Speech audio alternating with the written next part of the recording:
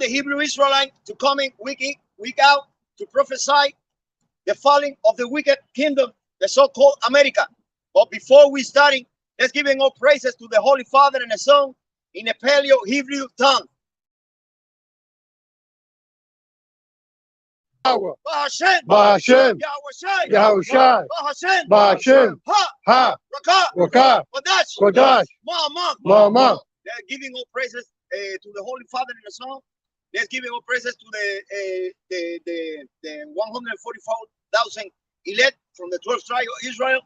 Let's give shalom to our older Amawan, and let's give all praises, to this topic today. All right. And also giving double honor to our apostles and elders, the great millstone, and our elder Herawan here as well. And salutations to all the Akim that are out here pushing the truth and sincerity and truth. And you at home that turn on your YouTube every Saturday and watch us, this here is for you. So what we have been taking place right now from beginning all the way to Genesis to Revelation is a controversy that that the Most High has against these nations. And within all that, he's keeping close watch on the apple of his eye, which is the children of Israel. All right. So he has a judgment coming to this place, right? And he's going to conquer these nations. All right. And he's conquering these nations through who? His the one on the right hand side is only begotten son, Yahweh Shai. Somebody bring out that Revelation 6:1 real quick. This is Revelation 6:1. And I saw when the Lamb opened one of the seals, and I heard, as it were, the noise of thunder. One of the four beasts saying, "Come and see." Right. This is a revelation. This is something that being shown, a vision that's being shown to John the Revelator, who was exiled to the salt mines in the Isle of Patmos. All right. Was it around like 90 AD? Around there? Yeah. All right. All right. Go ahead. Revelation 6:2. And I saw, and behold, a white horse, and he that sat on him had a bow, and a crown was given unto him. And he went forth. Go ahead. He went forth conquering and to conquer. All right. So now people think that because Yahweh Shai is not here on earth yet, that he hasn't conquered. But if you think about it, you go all the way back to Assyria, Babylon, Persia, Greek, Rome again, America, NATO to what we have today, right? That's Yahweh Shai conquering all these nations. And the end result is going to be him sitting on the throne, not only in the heavens with the Father, but here on earth with the government body of the children of Israel, the tabernacle of David, right? But there's a lot of judgment that's going to be taking place with this happening. But all the time this judgment is taking place, he's keeping a close watch on the Negroes, Latinos, and Native Americans and the speckled bird that are scattered throughout these four corners of the earth as his chosen people. All right. So that angel riding on that white horse is Yahweh Shai. All right. All right, that was good. Let me get that on Deuteronomy chapter 32, verse Deuteronomy 32 and 39. It says, "See now that I, even I am he, and there is no God with me." And that's what the Most High is establishing on the earth. All right, just like he did in Egypt. He rose up Pharaoh to show his power forth on the earth. And he's doing the same thing with Esau. So no matter how much torment that the children of Israel go through, the Most High has set a bound that these devils cannot surpass. All these nations cannot surpass, according to the number of the children of Israel. Go ahead. It says, "I kill and I make alive. I wound and I heal." So now, if he kills and makes alive, so the judgment or the persecution that we suffer from Israel, from Esau, right, is the Lord using them to show forth his anger towards the children of Israel. Actually, he's using all these nations to show forth his anger against the children of Israel. But within that, he's going to show gratitude and mercy, right? Because we're not going to get that from these other nations. The only way we're going to get gratitude and mercy is through Yahweh B'Shem Yahweh Shai. Go ahead. It says, "I wound." Interjection. All right. Go ahead. It says, "I wound and I heal. Neither is there any that can deliver out of my hand." All right. So now he wounds and he's healed. So those petrifying swords that we got, according to on the book of Isaiah, all right, the Lord is going to heal those. But he also wounded us in his anger, all right, because of our disobedience, because of us not listening and following to the guidelines of Yahweh B'Shem Yahweh Shai, and choosing the idolatry and the ways of these other nations, all right, being Hellenized. All right, now you can't Roman Catholicism is the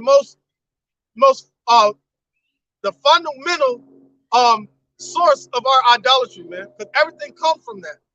No matter if it's Islam, Buddhism, all that shit comes from ancient Babylonian worship, ancient Assyrian worship, ancient Egypt worship. All right, and it's all conglomerated together to conform Roman Catholicism. So you'll find each one of those forms of idol worship in Catholicism, man. So what they try to do is they take the truth and bend it into a lie and causing our people to construct to the minds of their wickedness. That's all the way to 43. All right. Verse 40, it says, "For I lift up my hand to the heaven and say, I live forever." Come. And that's how we say we live forever through Yahweh B'Shem Yahushua, man. That's how we live forever. But there's gross darkness on this earth. And all you see around amongst this earth is death. You want to bring it in? Oh, you got one? Yeah, when he said, "I kill and I make alive," Come. that's twofold. Come. He kills physically, meaning the physical body, and he can also make you alive again. But also, he's talking about as a nation. Come. He can kill a nation and put you in hell on Come. earth, and then bring you to life again, like us. Come. All right. This is Wisdom of Solomon 16 and 13. "For thou hast power of life and death. Come. Thou leadest to the gates of hell and bringest up again." Boom. So he led us into captivity, all right, under Esau. Well, what is he doing? Bring us up again. Somebody get Second Samuel, right, chapter 2, verse 7, I think. Right. And that's the Lord. The Lord will raise up a nation just to put hell on us if we don't listen to him. And that's what the brother going into. God. Brother not going into. God. All right, bring this out real quick. This is the book of Daniel, chapter 4, verse 17. "This matter by the decree of the watchers and the demand by the word of the holy ones, to the intent that the living may know that the Most High ruleth in the kingdom of men and giveth it to whomsoever he will." All right, so now, Slack, go ahead. "High ruleth in the kingdom of men and giveth it to whosoever he will, and set up over it the basis of men." All right, so now he set up over it the basis of men. So we're probably going to come back to that scripture when we get a little more into the lesson. But the Most High, every nation that's set up and every captivity that we've been led into has been set up by Yahweh B'Shem Yahushua, man. And just like the elder said, that the Lord leadeth to the gates of hell. All right? Right. Just like you do it. See, the nations will be the fire, and we will be the gold that the Lord is purging. God. You know what I mean? So he raises, turns the fire up, turns the fire down. God. Yeah, increase a nation, God. just to put more hell on us, increase that hatred towards us, and then he'll turn that hatred down, man. Boom. So think about it. So by the time we came from Assyria, Babylon, Egypt, Assyria, Babylon, Persia, right, into Greeks during the Hellenization time, when we went into this captivity, we had so much impurities on us, he had to turn the fire up a little bit more with Esau and his Roman captivity, man, the captivity in America. All right, bring that out real quick. This is 1 Samuel chapter 2, verse 6. "The Lord killeth and maketh alive. He bringeth down to the grave and bringeth up." So understanding what the scriptures that's just been brought out is, the Lord rules in the kingdom of men, and he set up over it whomsoever he will. And right now he has us set up over the basis of men. So that lets you know that they didn't do anything to get in their power seat, but their mind had deceived them to think that they did that on their own. But the Lord lifted them up to bring judgment upon us, and he has his wrath and his fury that he's going to bring upon them. Go ahead. Verse 7. "The Lord maketh poor and maketh rich. He bringeth low and lifteth up. He raiseth up the poor out of the dust and lifteth up the beggar from the dunghill." The Lord, the elder just did a lesson talking about how Jacob, we're the beggar right now, man. All right, and the Lord is lifting us up from the dunghill. So we're walking around seeing the dust of the earth, but that was Esau's blessing, man. No, that was a serpent's blessing in the garden. So now we're down here on the ground with the serpent. But the Lord is lifting us up through the spirit of Yahweh B'Shem Yahushua. Go ahead. "To set them among princes and to make them inherit the throne of glory. For the pillars of the earth are the Lord's, and he hath set the world upon them." All right, so now he said what he saw princes as servants, and slaves as masters, roughly paraphrasing. All right, so you're seeing it upside down. Well, really, it's right side up, because we're talking about the judgment of Yahweh B'Shem Yahushua and the purging and the perfecting of the children of Israel, starting with his elect. All right, you got a precept? Just one of Yeah, go ahead, bring that up. Hold on. This is Song of Solomon, chapter 1, verse.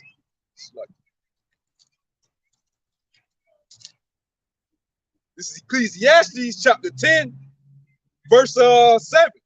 It says, I have seen servants upon horses and princes walking as servants upon the earth. Right, and that's what you're seeing right now by seeing the children of Israel in poverty, seeing the children of Israel subjective under the curses and in subjection to these devils, man, in this system, man. And it's no way out. And right about now, without our power, we couldn't find our way out of a wet paper bag, man. Go ahead. It's Revelation chapter 2, verse 9. I know thy works in tribulation and poverty, but thou art rich. And that means that our nation really doesn't understand what true riches are. Because what do we talk about all the time? We talk about the poverty. Man, we all in the ghettos. But within the ghettos, what did he leave? He left the spirit. But so it's up to us to claim our true riches. But no, 2/3 of our people are running after the riches of Esau, running after his blessing. All right. But they're by doing that, they are out of bounds. And as we go further into the lesson, you're going to understand what we're talking about, meaning that they're out of bounds. Go ahead. I know thy works in tribulation and poverty, but thou art rich, and I know the blasphemy of them which say they are Jews and are not, but are the synagogue of Satan. All right, so they're the synagogue of Satan. That falls under some of the ones that are a part of the fold are the synagogues of Satan, claiming to be Israel, but all they're doing is putting Israel back to sleep. And for those fake Jews sitting on our land right now, man, who does not want to allow anybody to proclaim themselves as or confess themselves as being the children of Israel. Right, so they try to choke it out of us when we claim our riches, right, and try to get us to continue to chase after their riches, which is deception. All right, go back. All right, back at Deuteronomy 32, verse 41. It says, "For if I lift up my hand to heaven," like 41, it says, if I wet my glittering sword and my hand take hold on judgment, I will render vengeance to my enemies. All right, so now you got that glittering sword being the missiles, and you also got that double-edged sword being the word of Yahweh Bashim Yahushai. So ultimately, he sends that spiritual sword out there first, and what's going to come after that? Those missiles coming out of the side, coming out of the sky. Said his sword shall be bathed in heaven, right? So it's going to be judgment. But even though he's going to destroy all America, he still has his eyes on the apple of his eye, which is the elect of the children of Israel. That was all in 43. Okay. It says, I will render vengeance to my enemies and will reward them that hate me. All right, who are his enemies? 2/3 of our people, Esau being the so-called Caucasian race, and all these other nations. But his top enemy is Esau, and amongst them is the chief house, Amalek. Scriptures say he shall make war with Amalek forever, from generation to generation. All right, go ahead. Verse 42, it says, I will make my arrows drop with blood, and my sword shall devour flesh. Okay. And that with the blood of the slain and of the captives from the beginning of revenges upon the enemy. All right, so beginning of vengeance upon the enemy. And so you got to understand 2/3 of our people have become enemies unto the Lord. Because why? They're still running after the idolatries of these other nations. They don't want to conform to Yahweh by Shem Yahushai. So what do? They try to go forth creating their own righteousness, right? Because the acceptance, they're running behind the false teachers. That's basically what our people, 2/3 of our people do. All right. Verse 43, it says, rejoice, O ye nations, with his people, for he will avenge the blood of his servants. All right, so now what is he doing? He said, rejoice ye nations with his people. Is that talking about the other nations rejoicing with us? No, he's pulling the elect from amongst these other nations, right? And we're the ones that, Lord willing, I'm part of that number that are going to be rejoicing in his highness, getting deliverance, no longer suffering. Our suffering is once we get exposed to this truth, because nothing else really matters from that point on. All right? Them damn Africans, they're going to be happy to see us in power. Come on. All these nations that's suffering, once it said the whole creation is mourning together, waiting for the manifestation of the children of Israel. Come on. So that once we get in power, there's going to be a lot of nations that hate it, especially Esau, the Caucasian race. But then you got some nations that's going to love it. Right. And their women going to love it. Come on. Definitely that. Yeah, it says when the righteous are in the, when When the wicked is in authority, the people mourn. Right? But when the righteous are in authority, the people rejoice. So that goes again. The Lord set the bounds according to the nation of Israel. God, So when the Lord wanted to curse us, he raised up the nations. God. So now that he want to curse the nations, he's going to raise us up. Boom. Boom. That's it. And that's exactly what the meat and potatoes of this lesson, what we're going to go into. You got a piece up? This is the book of Tobit 13:2. For he do a scourge, and he have mercy. He leadeth down to hell, and bringeth up again. Neither is there any that can avoid his hand. Period. So period. Point blank and simple. So anything that happens upon this earth where it deals with salvation or judgment or anything else upon that matter, is done by Yahweh by Shem Yahushai according to his will and according to what he wants to be manifested as the outcome. All right. Just going back to what the elder said too. He lifted up these nations. He brought us down to hell so he could lift us up again, giving us that life so we could put hell on these nations. You know, all going according to his hand and his will. You know, being that his people. Because if he didn't set those bounds, these nations would have totally destroyed the children of Israel. But yeah, and the earth. All right. So, with that being said, let's go to Deuteronomy 32:1. 32:1. Yeah. All right, this is Deuteronomy 32:1. Because the Negroes, Latinos, and Native Americans are the children of Israel, man. The Most High Yahweh's chosen people, and we get delivered through his right hand, his son Yahweh Shai, man. You need to turn back and repent. Go ahead. It says, "Give ear, O ye heavens, and I will speak, and hear, O earth, the words of my mouth. My doctrine shall drop as the rain, my speech shall distill as the dew." All right, so his doctrine shall drop as the rain, man. Somebody get Sirach 24 and 32. Right. And he said the doctrine is going to drop like rain and it's going to distill as the dew. And the dew, that's that distillation that be on the top of the pot when you boil it. That's the purest water, man. The distilled water. So it's going to be like the purest form, man, from Yahweh Shai. All right. It says, All the way to 2. it says, "As the small rain upon the tender earth, and as the showers upon the grass." Right. So that's how the word of the Lord is going to wash the children of Israel, the elect. All right. Bring that Sirach out real quick, and somebody get Revelation 22. This is the book of Sirach, chapter 34, verse 32. 24. Oh, 24. Yeah. Oh, 24 and 32. My bad. It says, "I will yet make doctrine to shine as the morning, and will send forth a light afar off. I will yet pour out doctrine as prophecy, and leave it to all ages forever.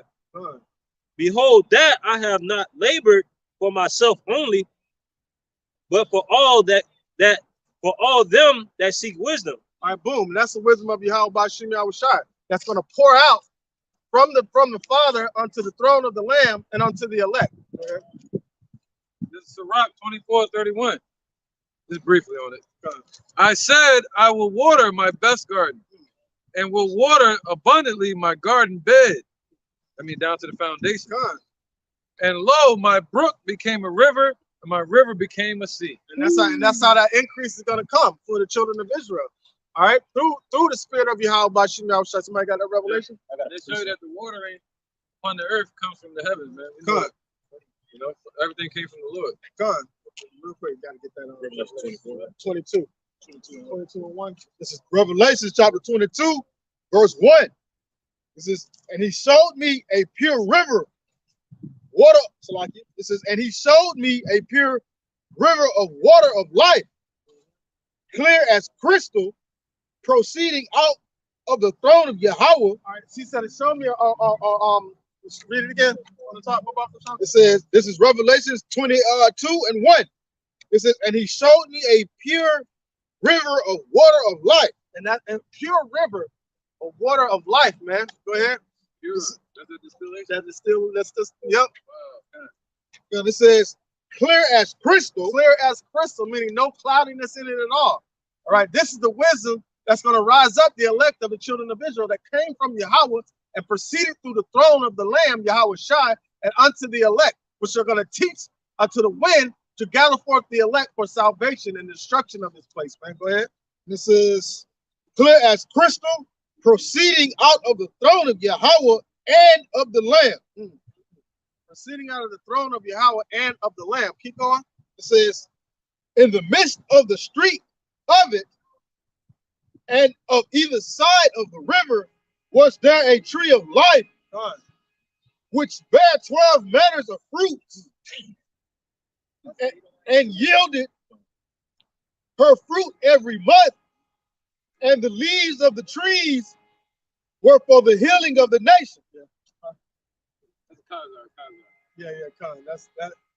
So the trees is for the healing of the nations, and that 12 manner of fruits represent the 12 tribes of Israel, man.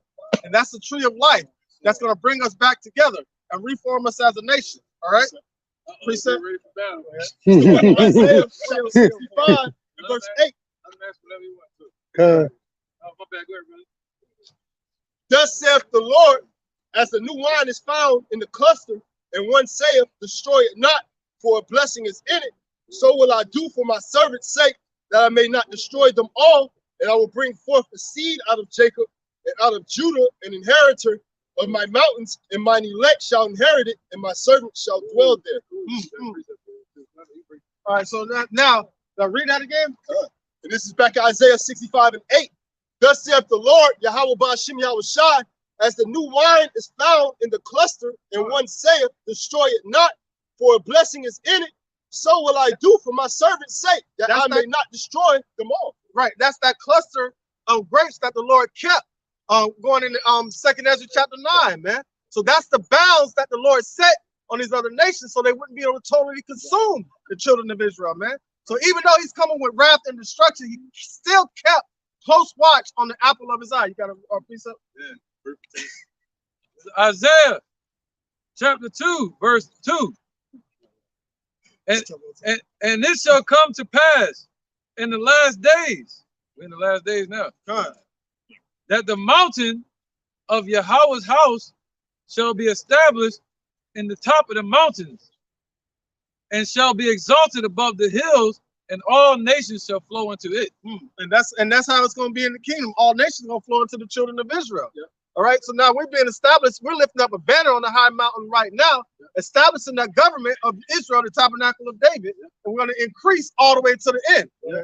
It says the mountain of Yahweh's house is going to be established amongst the mountains. So the other nations, our kingdom is going to be established over their governments. You get what I'm saying? Right. So we're establishing the government, meaning Mount Zion right now, and we're exalting the word on this high mountain, America. But our government gonna be established. And somebody get with that note, somebody get Isaiah chapter 9 verse 6. Ours gonna be our kingdom is gonna have no bounds. No bounds. It's gonna be off the chain. All right, whoever bring it out first. This is Isaiah 9 and 6. For unto us a child is born. For unto us a child is born. So this is going to be establishment that mountain upon other mountains. Go ahead. Unto us a son is given, and the government shall be upon his shoulder. The government is going to be on the shoulders of Yahweh. That's that banner that we lift upon the high mountain is the word, and the word became flesh when he walked the earth. Go ahead. And his name shall be called Wonderful, Counselor, the Mighty God, the Everlasting Father, the Prince of Peace.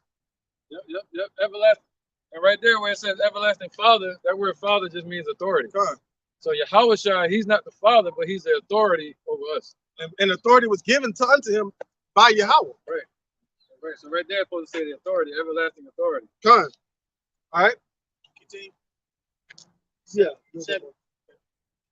Of the increase of his government and peace, there shall be no end. No bounds. No bounds. No bounds. Upon the throne of David and upon his kingdom, to order it and to establish it with judgment and with justice from henceforth even forever.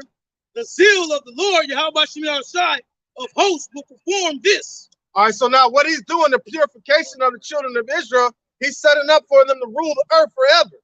So now the wicked root that was found in the beginning from Adam, all that's being purged out. Right? So that's why we're going through these captivities and captivities, the purification of gold. Once you pull that gold out of the fire, you look at it. If it still has some more impurities on it, you put it right back in the fire. Sometimes you got to turn the heat up a little bit. Same way you make a sword, you got to keep folding it. You got to keep Hold folding it, until it's hold perfected, man. Until it's perfected. So you're witnessing the perfection of the children of Israel through what? The spirit of Yahweh Ba'Shem Yahushai against all wickedness. Go ahead. This is the book of Zechariah 14:8. And it shall be in that day that living water shall go out from Jerusalem. Half of them toward the former sea, and half of them toward the hinder sea. In summer and in winter shall it be. And the Lord shall be king over all the earth.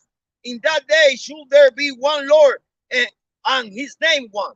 All right, so now in that day, that's when the Lord gathers the early and the latter rain and brings them into salvation and sets us up to rule the nations, man. In the name of Yahweh Ba'Shem Yahushai. And his rest is going to be glorious, man. We get to partake in some of that glory too. Go ahead. The book of Isaiah, chapter 44, and verse 1. Yet now hear, O Jacob, my servant, in Israel, whom I have chosen. Thus said the Lord that made thee, and formed thee from the womb, which will help thee.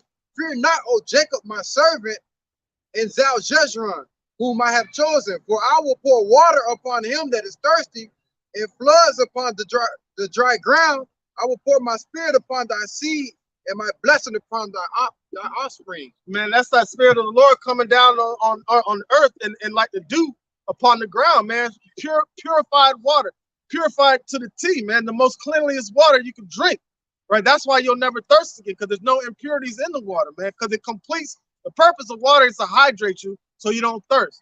But if you have impurities in the water, you're gonna have to keep drinking and drinking and drinking, but you're never gonna be quenched. But through the spirit, the word of Yahweh Ba'Shem Yahushai, you are cleansed and you are quenched, man. That's why the Lord Yahushai told the woman by the well, those that drink of that water, think about it in the spiritual sense, the water of the other nations, the water of different doctrines, shall thirst again.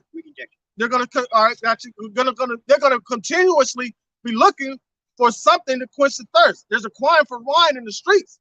You know, our people are looking for answers, but the Lord said, whosoever drinketh of this water shall never thirst again. The answer is, the question has been answered, the answer has been found, and we can move on from forth as a nation, but only the elect are going to be able to be purified in these times. Go ahead. This is the book of John 7:37 and 38. In the last day, that great day of the feast, Yahushai stood and cried, saying, if any man thirst, let him come unto me and drink. He that believeth on me, as the scripture hath said, out of his belly should flow river of living water. That's that dew, man. Dew come from the earth. The dew comes from boom. Once that rain hit the ground, that mist hits it, that dew is upon the ground. And that's the manna. That's the hidden manna that we're serving as messengers of Yahweh Ba'Shem Yahushai to the elect. Yeah, one. That's red. This is Isaiah. Just finish this off real quick. Isaiah chapter 2, verse 3. And many people shall go and say, come ye, let us go up to the mountain of Yahweh, to the house of the God of Jacob. God of Jacob. And he will teach us his ways, and we will walk in his paths. For out of Zion go forth the law and the word of Yahweh from Jerusalem. All right, so now with that being said, that totally kills your John 3:16, because guess what? He's going to teach the other nations how to worship him, but they're going to have to learn through the children of Israel. So Israel has to be purified first in order for the nations to be able to get and receive that. When they come bring tributary unto us, then will they learn the ways of the Lord. Right. And he talking about Yahushua, he shall judge among the nations and shall rebuke many people. George Bush. And they shall beat their plowshares into swords. I mean, they shall beat their swords into plowshares. So all these missiles, all their war technology, everything they're studying for war, they're going to turn that into farming tools. So they're going to be slaves in our kingdom to rebuild and replenish and clean the earth. And it says, nation shall not lift up sword against nation, neither shall they learn war anymore. They ain't going to be able to study. The only thing they're gonna be studying is what's written on the edge of our sword or on the bottom of our boot. God, that's it. That's it. That's it. So that lets you know that the people that are in the land of Israel today are not the children of Israel, man. Because they said in the day that they return to their land, then the nation shall not study war anymore. All right, Kabash, you have one? It's about the elect. It's Wisdom of Solomon, chapter 3, and verse 7. And at the time of their visitation, they shall shine and reign to and fro like sparks among the stubble. They shall judge the nations and have dominion over the people, and their Lord shall reign forever. Can you imagine that? That's gonna be so beautiful, man, because our spirit is like it's gonna be showing on the outside, man. Our righteousness is gonna show forth on the outside. We're gonna have that glow like Bruce Leroy did. We're gonna understand, like imagine the journey of Bruce Leroy in The Last Dragon, where his sensei told him that he needs to find the master, not realizing he was the master. So now, understanding that today, the children of Israel go out throughout this wilderness trying to search for answers, not realizing the answers within us the whole time. So once we come to that established point to understand that we have the mind of Yahweh Shai, which makes us the masters of this universe, all right, under the authority of Yahweh Shai, then we go forth and we start to glow. That's like when Moses came off the mount, his face lit up like the firmament, man. Because what? He just got through talking to the Most High, Yahweh Bashim Yahweh Shai, man. Through Yahweh Shai, because that was Yahweh Shai that touched down on Mount Zion. All right, some more on that. And it's like where is that? They said the kingdom of heaven is in you. Yeah, right? Khan. Because that's like when the Lord sent out Abraham. We're moving in that same promise, the spirit of Abraham, looking for a land, looking for the promise. But the Lord said, looking for a kingdom. But the Lord said the kingdom of heaven is like within us. Khan. He said it's not observation. So Abraham saw it with observation. But now this kingdom that we're looking for is New Jerusalem that's been developed spiritually first. So now what are we looking for? We're looking for the spirit of the Lord within these individuals that are claiming to be of the Lord, man. So now that's what we look for. We're not traveling around. We're spiritually traveling through a wilderness looking for the new land, New Jerusalem, and it's and realizing it's within us. Somebody got that scripture? We're realizing it that it's within us, and we're also expecting it through faith from Yahweh Shai. Khan, to be manifested physically. To bring righteousness on the earth. Khan. Bottom line, to put righteousness on the earth, setting the bounds on these nations. All right, in righteousness. All right, go ahead. This is the book of Psalms, chapter 1, verse 3. And he shall be like a tree planted by the rivers of water that bringeth forth his fruit in his season. His leaf also shall not wither, and whatsoever he doeth shall prosper. And that's the establishment of the elect of the children of Israel, man. That's by that tree that's planted by that river of water that's clear as crystal, man. That pure water. Go ahead. The ungodly are not so, but are like the chaff which the wind driveth away. Therefore the ungodly shall not stand in the judgment, nor sinners in the congregation of the righteous. So they're like chaff. They're easy to catch fire, man. So they're going to be destroyed when judgment comes. They're ultimately going to be destroyed in the mind first, all right? And then they're going to be physically destroyed when judgment comes. For the Lord knoweth the way of the righteous, but the way of the ungodly shall perish. He knows the way. He knows the ways of both. And he knows that there's destruction in the ways of the ungodly and everlasting life in the ways of the righteous, man. That's clarified by him. Any precept? All right, go ahead. It's the book of Daniel, chapter 2 and verse 44. And in the days of these kings shall the God of heaven, Yahweh Bashim Yahweh Shai, set up a kingdom which shall never be destroyed, and the kingdom shall not be left to other people, but it shall break in pieces and consume all the kingdoms, and it shall stand forever. Real quick, why was the kingdom? Okay, if the kingdom of heaven is with us, why was it destroyed in the first place? Somebody get Hosea 4 and 6. I'm gonna have you bring that out again. So he's rebuilding the kingdom because it was destroyed.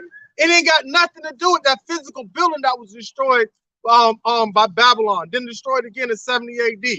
Been desecrated by what, 3 or 4 times by the other nations, man. But that's not the physical destruction. The physical destruction has nothing to do to compare with the destruction that we felt and endured as a nation, man. All right. How was the kingdom destroyed? Go ahead. Hosea 4 and 6.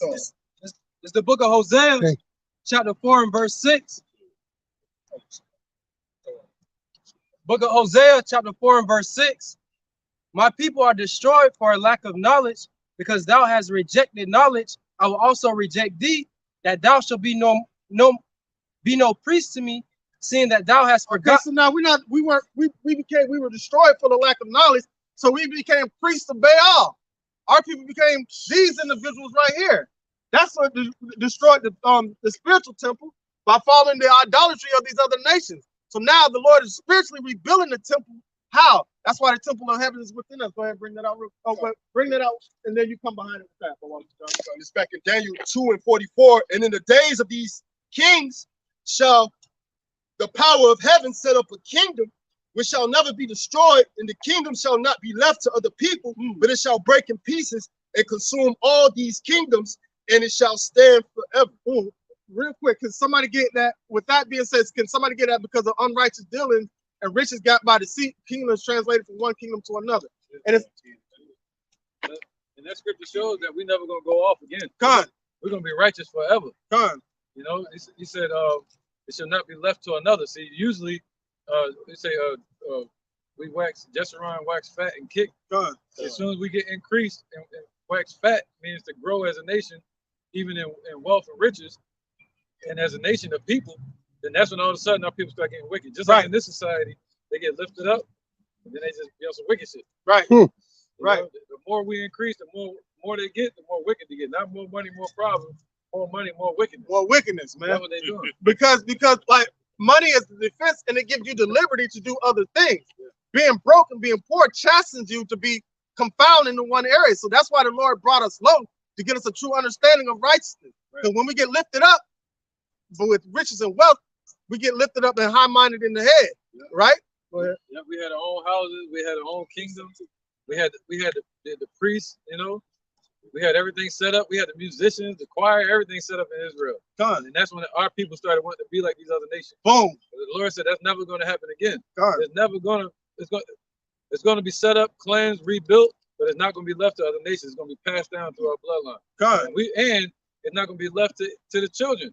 The kings that are there originally, which is going to be the founding fathers, the elect, they're going to be there forever too. Done. Done. Get to enjoy it with the grandchildren. Done. That's what I'm talking about. Go ahead, bring that out real quick, Arukah. Sirach chapter 10, verse 8. I'll start with 7. Pride is hateful before the Most High. Boom, our people got prideful, man.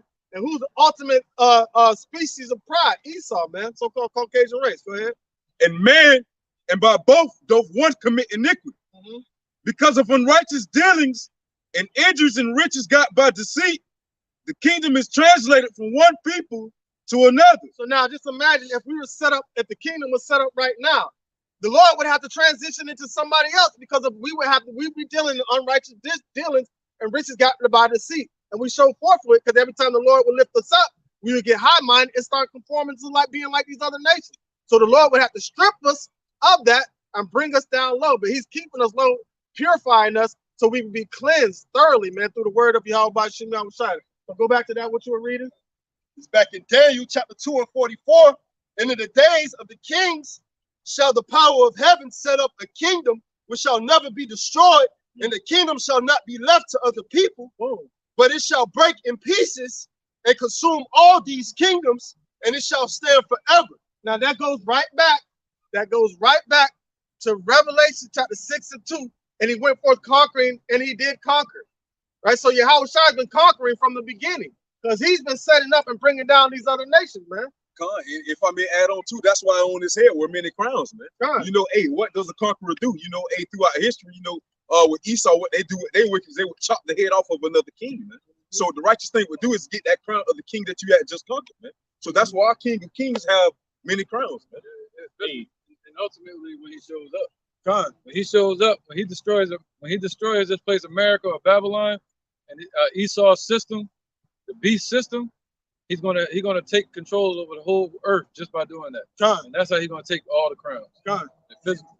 God. Right. He'll take all the crowns, man. All of them. All right. Real quick, let me finish this real quick. Go ahead. Verse 45, and it's Daniel 2 and 45. For as much as thou sawest that the stone was cut out. That was it. All right, go ahead on that. It's the book of Luke, chapter 17, starting at verse 20. So now, with that being said, the kingdom is going to continue forever and ever and ever. But where does it start? Where does it start? That's what our people want to know. Well, where does it start at? Because our people can't, the way we're impoverished right now, our people cannot see a kingdom within us.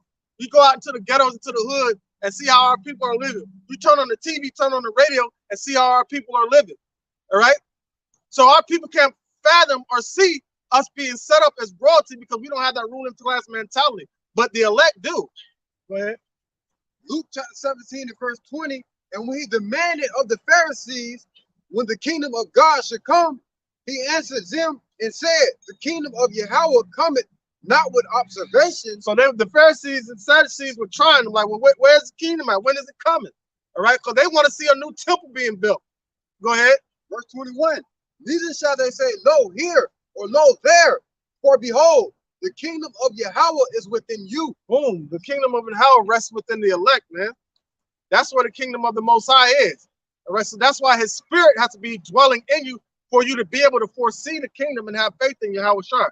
That's the precept over here. All right, go ahead. This is the book of Psalms, chapter 37, verse 28. It says, for the Lord loveth judgment and forsaketh not his saints. Boom. He loved judgment, but there it goes again.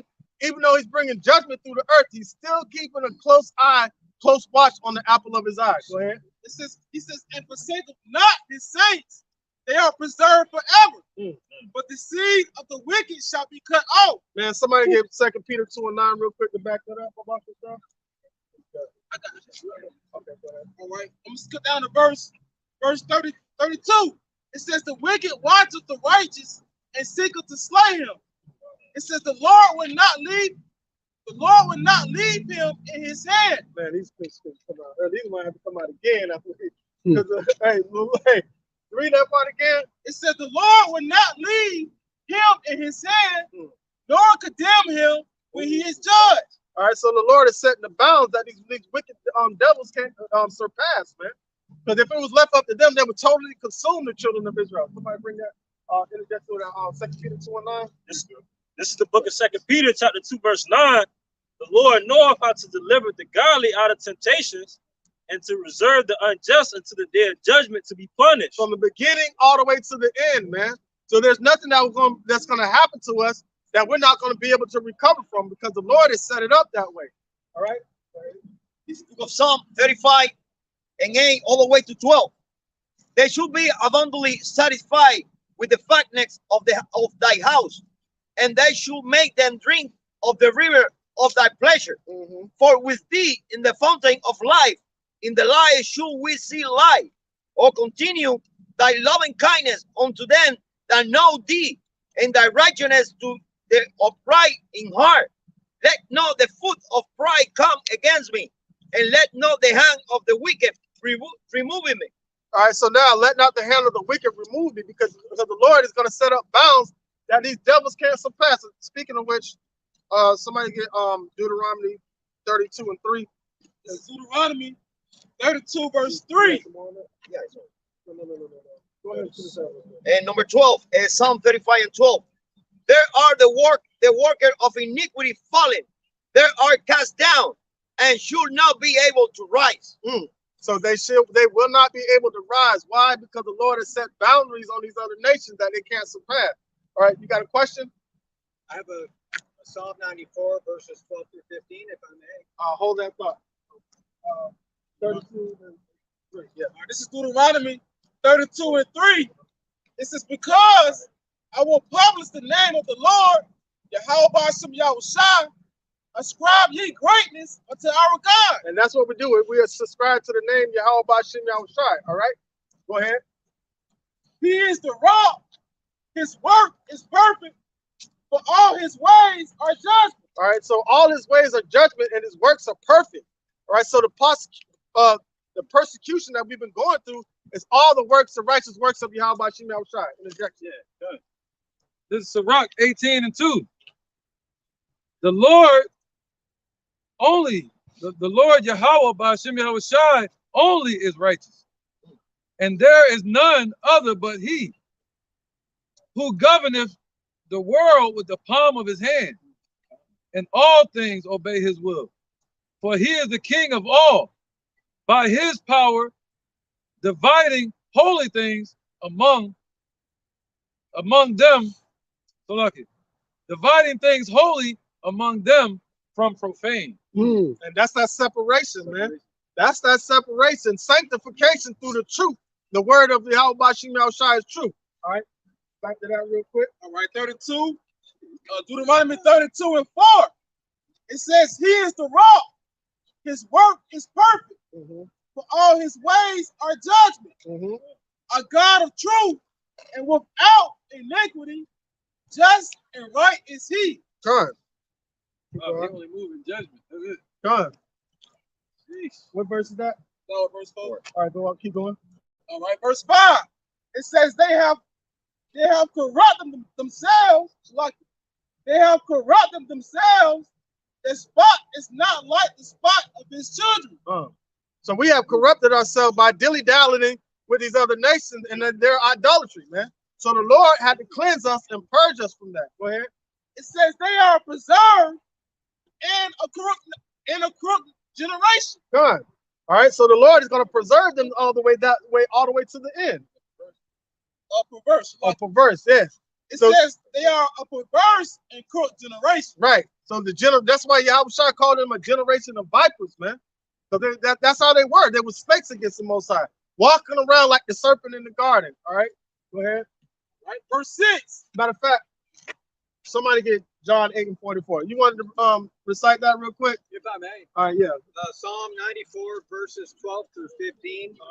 Blessed is the man whom you instruct, O Lord, and teach out of your law, that you may give him rest from the days of adversity, until the pit is dug for the wicked. For the Lord will not cast off his people, nor will he forsake his inheritance, but judgment will return to righteousness, and all the upright in heart will follow it. Boom. And that's the elect of the children of Israel. Only the children of Israel, man. It's not according to color, but it's according to lineage and what spirit that's within you, man. You have to go back to the bloodline of Abraham, Isaac, and Jacob, and you have to be among the elect to receive salvation at this time. Good scripture. All right. And it really fits the topic. Also, where we left off at. Yeah, John 8 and 44, real quick. It's the book of John, chapter 8, and verse 44. Talking about this perverse generation, man. Ye of your father the devil, and the lust of your father ye will do. He was a murderer from the beginning. Boom, life and death are in the power of the tongue. He was a murderer from the beginning, man. What is these devils try to promote? What did they promote with the music, man? For us to kill and sow self-hatred and destroy it. Demonize our women. Go ahead. They promote anti-Semitism in the music. Right. They promote that in the music because we already know what that means, going to who are the real Jews, the children of Israel, the Negroes, Latinos, and Native Americans. That make up the children of Israel and the speckled bird that are scattered around these other nations, man. We don't know who we look like this day, man. All right. It's from the top again. John 8 and 44, ye of your father the devil, and the lust of your father ye will do. He was a murderer from the beginning, and abode not in the truth, because there is no truth in him. When he speaketh a lie, he speaketh of his own. He is a liar and the father of it. All right, so now the father of lies have children that belong to the Most High, but the Most High has to preserve them, and they're going to be preserved through destruction, man. Yeah, it's on the Caucasian race. Right. Esau, they the ones that established the lies. They the ones that wrote the lies in their books. They the ones that looked into our laws and tried to paint their images. They're pagan guys, man. Going back to Antiochus Epiphanes. Right. You know? So they're the wicked, man.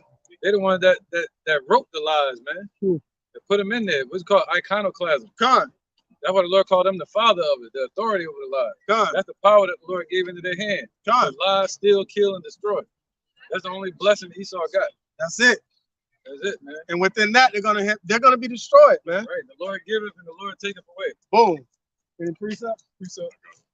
All right. Barak. This is the book of Wisdom of Solomon, chapter 19 and verse 22. For in all things, O Lord, thou didst magnify thy people and glorify them. Neither didst thou lightly regard them, but didst assist them in every time and place. Read that one more time. Yeah. Wisdom of Solomon, chapter 19, verse 22. For in all things, O Lord, thou didst magnify thy people and glorify them. And he's doing it through truth, man, and judgment, man. Yahweh Shemel Shai is only righteous. Go ahead. Neither didst thou lightly regard them, but didst assist them in every time and place. He's always been like a little sanctuary to us in any captivity that we went through. You gotta interject. Yeah, God. That and man, what does that give you? See, but you have to, and the only way you'll be able to understand is through the spirit. Because if you trying to use the carnal eye to get righteousness, man, you ain't gonna see nothing but wickedness around here, and you ain't gonna have no hope by your visual eye and what your eyes can see and your hands can touch. You have no hope in that. Because you see how our people are destroyed. But what happens when you close your eyes and you look at things spiritually through the eyes of Yahweh by Shemel Shai? You see nothing but hope and destruction to the wicked, man. Go ahead. That was it. All right, sorry, y'all. This is John chapter 10, verse 27. My sheep hear my voice, and I know them, and they follow me. We follow the Lamb whithersoever he goeth, man. And that's our hope. That's why we watch the YouTube. That's why we do these lessons, man. That's why we encourage other brothers. That's why we encourage sisters and children that listen, man. Because the Negroes, Latinos, and Native Americans are the Israelites of the Holy Bible, man. Father's name is Yahweh, Son's name is Yahushua. That is our hope. We're not going to get hope from Trump. We're not going to get hope from Sleepy Joe. We're not going to get hope from this system at all, man. This system was set up and designed to take away hope, for you to try to rely on yourself to try to get out of this. But like I said before, we can't find our way out of a wet paper bag, man. You can't get hope from Obama or Kanye West or Kyrie Irving either. Nah, you can't get hope. You're going to get hope from the men of the Lord. And the men of the Lord are going to teach you and tell you about Yahushua. That's our true God's name, man. The Son of the Most High, Yahweh. And we're the only ones that you can get the sincere name from, Yahushua. And that's the hope that we have, man. Other than that, you're a Gentile and your mind is in this world, man. Calling yourself an African American or black. We really the Israelites of the Bible, man. Meaning God's chosen people. All right. Princes of the Most High power. Princes with power. Other than that, we have no power, man. We have no damn hope, like Tupac said. Young and hopeless. God. And we need to subscribe as one of the elect, man. And I will give, and I give unto them eternal life, and they shall never perish, neither shall any man pluck them out of my hand. Right, because these heathens, they can't get eternal life. The scriptures say flesh and blood cannot inherit the kingdom of heaven. And we can't take part in Esau's blessing. So how Esau ruling the world right now? So how can they take part in our blessing when it's our turn to rule? All right, and it said flesh and blood cannot inherit the kingdom of heaven. Why? Because these bodies got to be changed. We're going to be changed in the twinkling of an eye. And from that point, we're going to live forever. So these nations don't have no part in that. To be able to live forever, be righteous forever. They're going to go through that same process of dying and coming back to this earth, which is called reincarnation, over and over again. All right, but the elect are going to live forever at some point. Right, because in death there's no remembrance of former things, so they're going to have to be told about the glory of the Lord, Him coming down and delivering the elect at that time. They're going to have to be told that as babes. You're talking about 2/3. 2/3, yeah. I'm talking about Esau. Yeah. Oh yeah, Esau, he's straight up. You got YouTube, man? You got access to YouTube?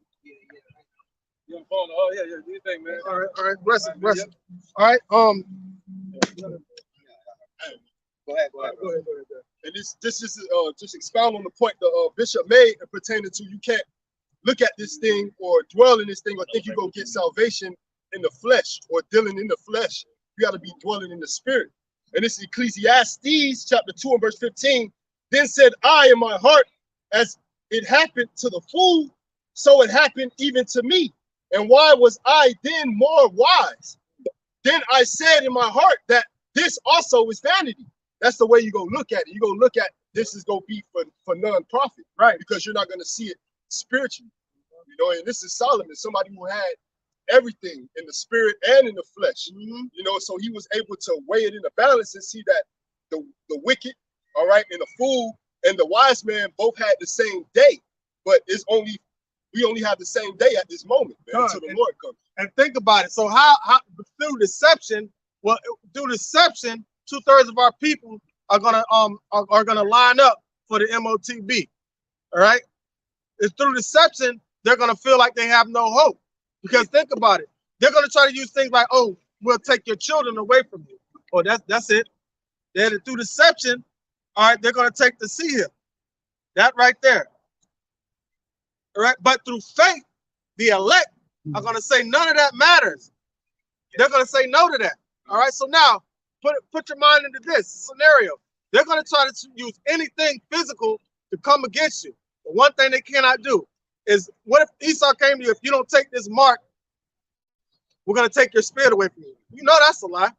You know that's a lie. That's impossible. But they're gonna say things like this: if you don't take this, or if you don't do this, you're not gonna be able to eat.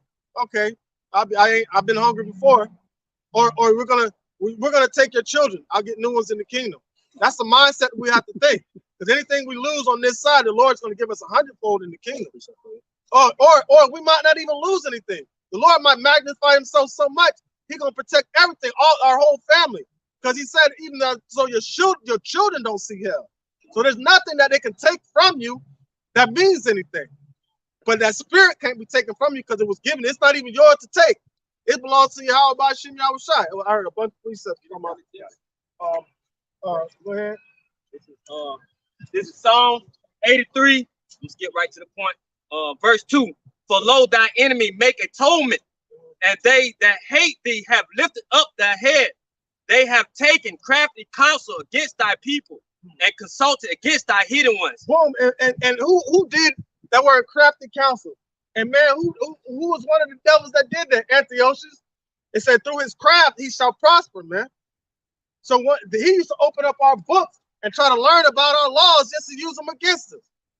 And try to force 2/3 of our people, like they did back then, to conform their own form of righteousness according to their ways, man.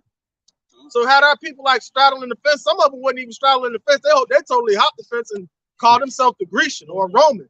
And if I may add on, if you go into that precept, you go into the word name, it means to take away their God too also, man. So just like the elder was speaking on, Esau's doing on a small scale, what the Lord Yahweh Bashim Yahushai is going to show them how to do it when you return, man. Hey, he's going to take out the head honcho.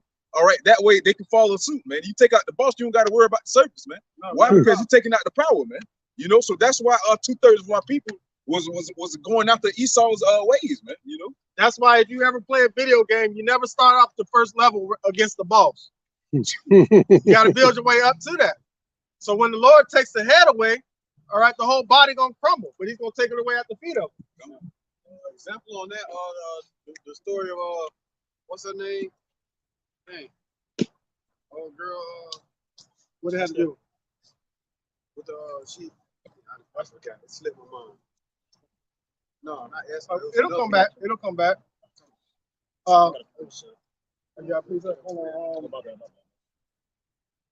Go ahead. All right, this is the book of Sirach, chapter 2, verse 10.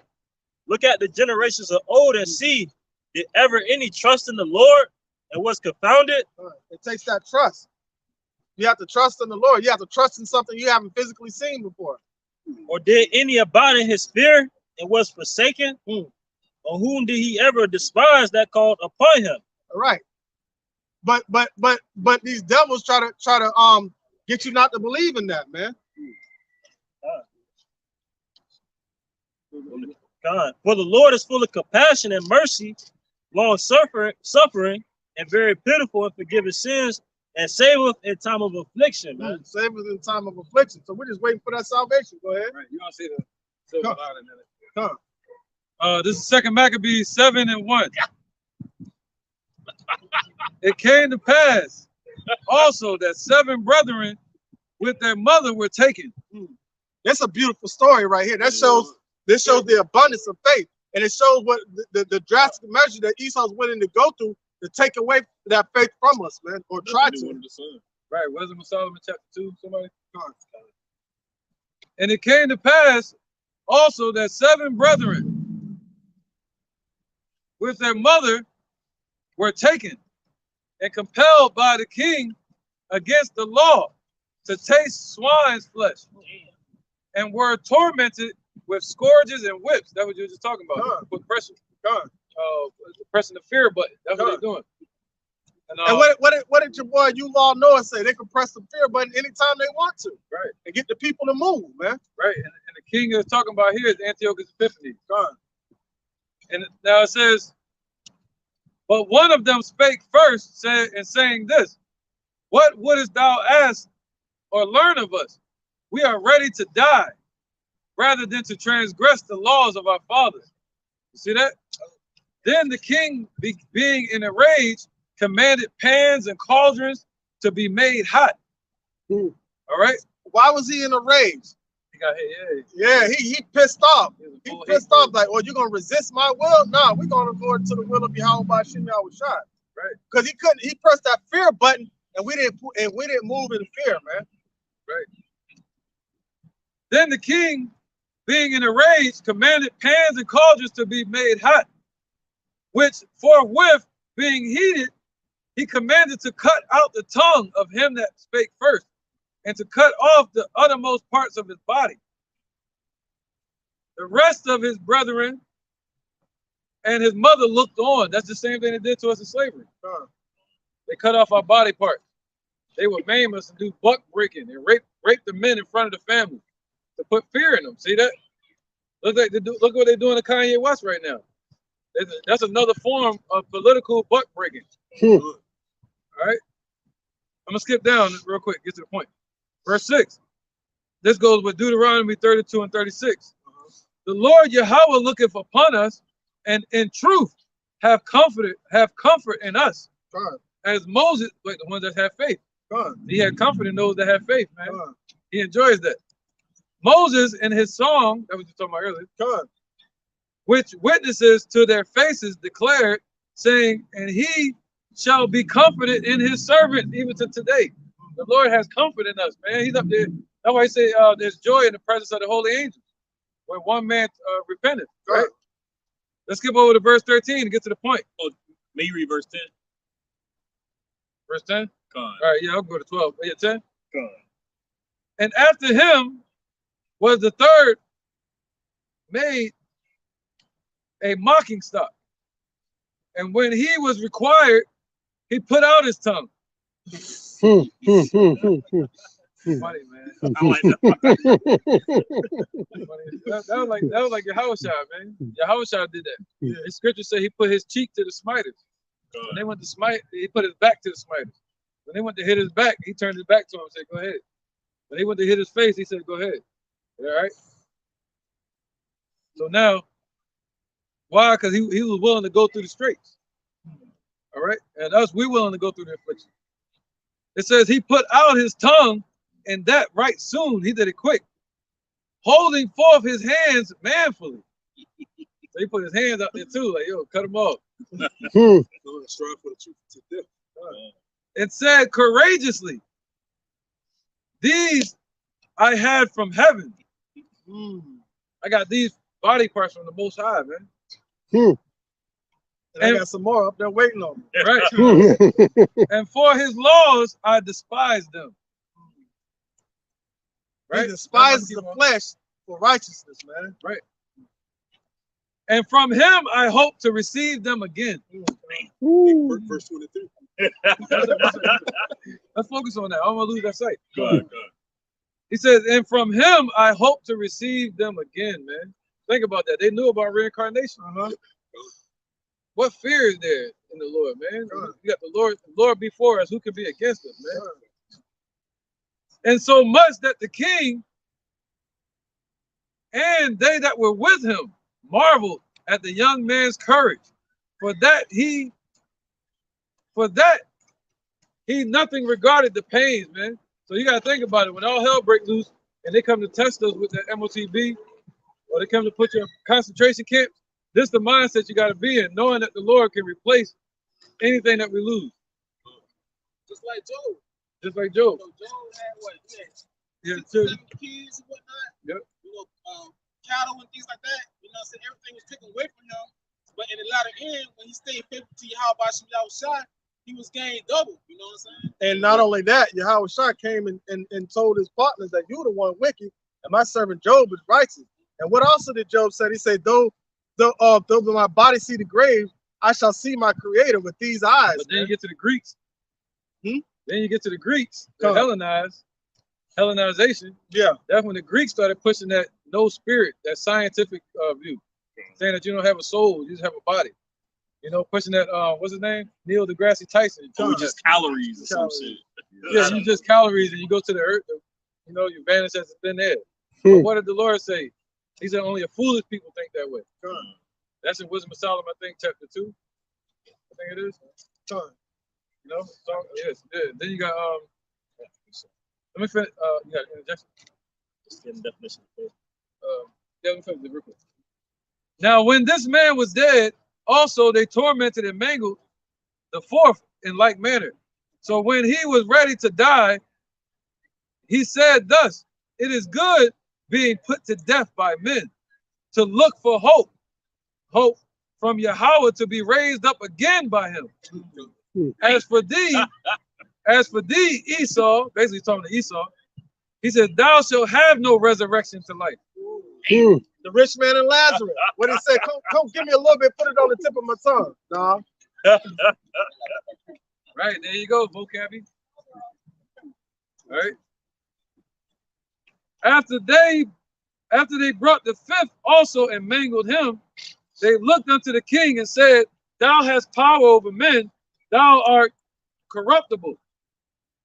Thou doest what thou wilt. We heard that before. Do as thou wilt. Yeah. And that's the spirit that our people are 2/3 of our people are trying to follow. Yeah, after Esau. Yeah. Esau created that. He's the author of that. Do as thou wilt. Ain't we reading that now, right? Right. Yet think not that our nation is forsaken of Yahweh. See, that's what Paul's trying to tell them. Don't think that we forsaken. Don't think that he just added you in. That he forsook Israel, now he adding in the other nations. That's not true. But abide a while, just stay on the earth, stay in your power a little while longer. And behold his great power, how he will torment thee and thy seed. After him also, so let's get down to the point the brother was talking about, verse 23. But verse 21. Yea, she exhorted every one of them in her own language. So we got our own language, which is the Hebrew, the ancient Paleo Hebrew. Lashon Kodash, not in the Greek's language. Filled with courageous spirits and stirring up her womanish thoughts, talking about their mother. With a manly stomach, she said unto them, I cannot tell how you came into my womb. Talking about, that don't mean she didn't understand the process of creation. That just meant saying, hey, it's a miracle that the Lord can create a baby in the womb. You know what I mean? You got the Mississippi demonite, Mississippi maniac said this scripture was talking about she didn't understand the process of life. That's not what it meant. No. She was just saying, it was like, she's talking to a child, like, you're a miracle. Right, right. To have that much faith. And I birthed a child that has that much faith. You know? I cannot tell how you came into my womb, for I neither gave you breath nor life. Neither was it I that formed the members of every one of you. So because she's giving glory to the Most High. Yeah. She knew it. Right. Yeah, she knew about the members and all that. But doubtless, that's the point. But doubtless the creator of the world, who formed the generation of man and found out the beginning of all things, will also of his own mercy give you breath and life again, as you now regard not your own selves for his law's sake. And that's what you gotta be willing to do. Regard not your own life. He said, those that lose their life for his sake shall find it, man. So we gotta disregard this life and be willing to cast it away when that time comes, if they threaten you with life or death. And the Lord shall give you a crown of life, man. Be faithful unto death. And he'll give you a crown of life. And a lot of people say, I ain't gonna do this. I ain't taking that. They ain't trying to stick nothing in me. On my hand, my forehead, whatever. But the Lord say, you know, man's goings are of the Lord. And you gotta pray for the Lord to lead you not into temptation. But he's gonna lead them into the slaughterhouse. If I may add on, the elder made a valid point in this video, man. And you can't say, "Oh, I'm not going to take this." You got to have the spirit of the Lord on you in order to be able to do anything, man. Hey, the Lord Yahweh Bashem Yahweh Shai direct the steps, man. Shit, hey, like Scripture say, a man, what roughly paraphrase, what may be seen right into a man, shit, gonna lead you into your own demise, man. You know, roughly paraphrasing, man. This is the book of Matthew 10:28. And fear not them which kill the body, or are not able to kill the soul, but rather fear him which is able to destroy both soul and body in hell. So with that being said, we give reverence and homage to Yahweh Bashem Yahweh Shai. That's what we fear. We don't fear man, because the Negroes, Latinos, and Native Americans are the children of Israel. And that's the only way we can fight back towards the system, is fight for our power, fight for our rights back. What? Our rights in Jerusalem, our rights, our commonwealth, because we've been taken away from our commonwealth of Israel. How? By following behind the idolatries of these other nations. You said you had a precept? This is book of Job 34:9 all the way to 11. For he had said, if it profited a man nothing that he should delight himself with Jehovah. Therefore hearken unto me, ye men of understanding. Far be it from Jehovah that he should do wickedness from the Almighty, that he should commit iniquity. For the work of a man should he render unto him, and cause every man to find according to his way. All right, so whatever you're putting out here on the earth, and you're putting out iniquity, that's what you're going to reap. If you're putting out righteousness, that's what you're going to reap. If you're striving the truth unto death, the Lord is going to fight for you, man. And that's a reward that you reap for standing tall for his word and not bowing down to this system. Go ahead. This is the book of Sirach, chapter 33, in verse 1. There shall no evil happen unto him that feareth the Lord, but in temptation, even again, he will deliver him. Man, come on, man. Kind of not a amazing thing, them temptation that you go through. All right, because the trying of our patience work is faith, man. So the more understanding, the more temptation or trials that we go through, the more purging that the Lord is doing, and the more faith that He's building within us, man. So we don't get afraid. We're not afraid of the shit that goes on. Hey, sometimes we get fleshly and let thoughts enter our mind, but the Lord, the Spirit of the Lord, is gonna push them right back out. Want some more? All right, yeah, we'll go ahead. It's Hebrews 10:34. But ye had compassion of me in my bonds, and took joyfully the spoiling of your goods, knowing in yourselves that ye have in heaven a better and enduring substance. Better and enduring substance. So what? You take me off this earth? You gonna send me right to your Father? Really? That's what you're gonna do? Whoa! What punishment is that? Because what did Paul say? To die is gain. Paul wanted to be with the Lord, but Paul also wanted to be on this earth to do this work, to be an example of righteousness, man. Because he wanted to see Israel make it, just like the elect want to see Israel make it. We don't like seeing our people in the ghettos acting like buffoons, acting like you go to the ghettos. You might as well go to the Jacksonville Zoo. Because that's what you see in a bunch of brute beasts acting like animals. Like who? Esau, man. Right. Right. So, go ahead. And what he say? He had better substance in heaven too. That go back to store up your treasures in heaven, man. You know, hey, well, rust and moth doth not corrupt, man. You know, so hey, you're better off, hey, with the Lord Yahweh Bashem Yahweh Shai, man. Just like you say, shit, you go send me away, send me to be with my Creator. Shit, hey, okay. He stashed his money on the earth. Look what happened to his money. They snatched it. They can go right into his bank accounts or whatever they want to do, and corrupt his money. Who was that? JP Morgan he was with, and they said he can't hold his money there no more. It's like he's like, yo, anything he say, they can't cancel my contract. I can say what I want. They cancel the contract. They cancel the contract. Now he like, they can't put me in jail. They gonna put his ass in jail. Yeah. Heaven. Because he went to the bank and they kicked him out of the bank. Yeah. They seized his ass and they kicked his ass right out of the bank. Escorted him out the bank. They almost took his ass to jail then. Yeah. This is the book of Luke 12:4. And I say unto you, I say unto you, my friends, be not afraid of them that kill the body. And after that, have no more that they can do. No more that they can do. Why? Because the Lord has written their bounds in place, but they cannot pass it. But they can't follow you into the spirit realm and still kick your ass. You know, they ain't gonna follow you in the spirit realm and still hit you in the back with the whip. They say even the wicked cease from troubling. They cease from troubling. But I will forewarn you whom ye shall fear. Fear him which after he have killed have power to cast into hell. Yea, I say unto you, fear him. Right, you ain't talking about hell on the ground. You're talking about a cast your black ass in the hell right here on the earth. Right. Right.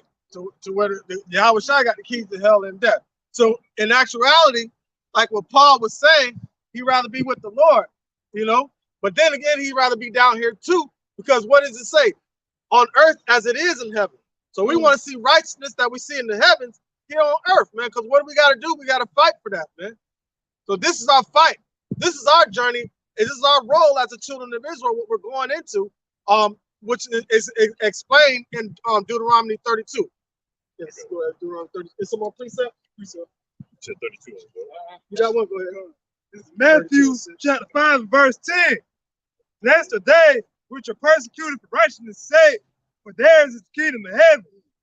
Blessed are ye when men shall revile you and persecute you and say all manners of evil against you falsely for my name's sake. Rejoice and be exceedingly glad, for great is your reward in heaven. And that's given to unto us by Yahweh by Shem Shai. And can nobody take that from us? No matter what they try to put in our face, because the Negroes, Latinos, and Native Americans, they're the Israelites of the Holy Bible, the Most High's apple of his eye, the Most High Yahweh's chosen people. And the son's name is Yahweh Shai, man. We have hope, even though this system tries to take every little ounce of hope that we thought we had established. All right, but the system tries to choke it out of us. But the true hopes come from Yahweh by Shem Shai. The Book of Wisdom of Solomon, chapter 3, verse 9. Yeah, you can read verse 1 real quick. I'll start at verse 1. It says, but the souls of the righteous are in the hand of Yahweh, and there shall no torment touch them. Go a little bit further. It says, in the sight of the unwise, they seem to die. So in the sight of the unwise, it seems like those 7 children seem to die along with their mother. Right? Go ahead. It says, in their departure is taken from misery. And the parts are taken from misery. But guess what? The Most High made a memorial out of them because we're talking about them to this day, man. Go ahead. And that happened right around 168 BC. Go ahead. Go ahead. And they're going from us to utter destruction, but they are in peace. They're in peace, man. They're in peace in the heavens, in the spiritual one with Yahweh Bashim Yahweh Shai. All right, you want to jump down to verse 9? Verse 9, it says, they that put their trust in him shall understand the truth. And such as be faithful in love shall abide with him. And when you understand the truth, everything that comes out of this sister's mouth, man, you lying. You lying like a mother, like for real. Oh, America's gonna abide forever. You lying. There shall not no destruction come this place. You definitely lying. We shall rule forever. Now you know you lying. God, that's what they great again. God, man, because that's the same thing they said with Antiochus and these kings back there. They said live forever, live forever. Look at them, man. They dead in the ground, man. They back here on this earth today, you know, living out that judgment. So no kingdoms forever, man. So and the Lord left that spirit lingering around for them to have their lot in these times. They just said that to that dude. What's that? The guy that looked like the old guy from The Simpsons. Rothschild? Yeah, him and the other one, though, the one that just became king. Charles? King Charles. Yeah. They said that to him at the coronation. They say, "Oh, King live forever. King live forever." Oh, damn, that's the shit they say back in the ancient times. King that spirit's still lingering around here, and it's coming into their asses, so the Lord they're being marked. But when the Lord shows up to bring judgment on this earth, why would you say that to a 70-year-old? It's their spirituality, man. That's their thought belief, man. What they're really saying is that mindset and ideology live forever. Because guess what? They pass it on from generation to generation according to their bloodline. So they want that to live forever through their seed. It's funny you say that. It's funny you say that. The mindset and what you say, the ideology, because that's what their new NWO shit that they want to do, where they can get the basically the mind and put that shit in the computer chip and move it forward. It's like they're carrying on that mindset from the Tower of Babel as well. The New World Order, and that's what Antiochus Epiphanes wanted. They wanted to build a one world order under paganism. Under paganism, and it started with the Greeks. The Hellenization started with the Greeks, but it really got pushed. It really got pushed through the Diadochi and Antiochus Epiphanes. He was that wicked root that really tried to establish the Hellenization of our people, man.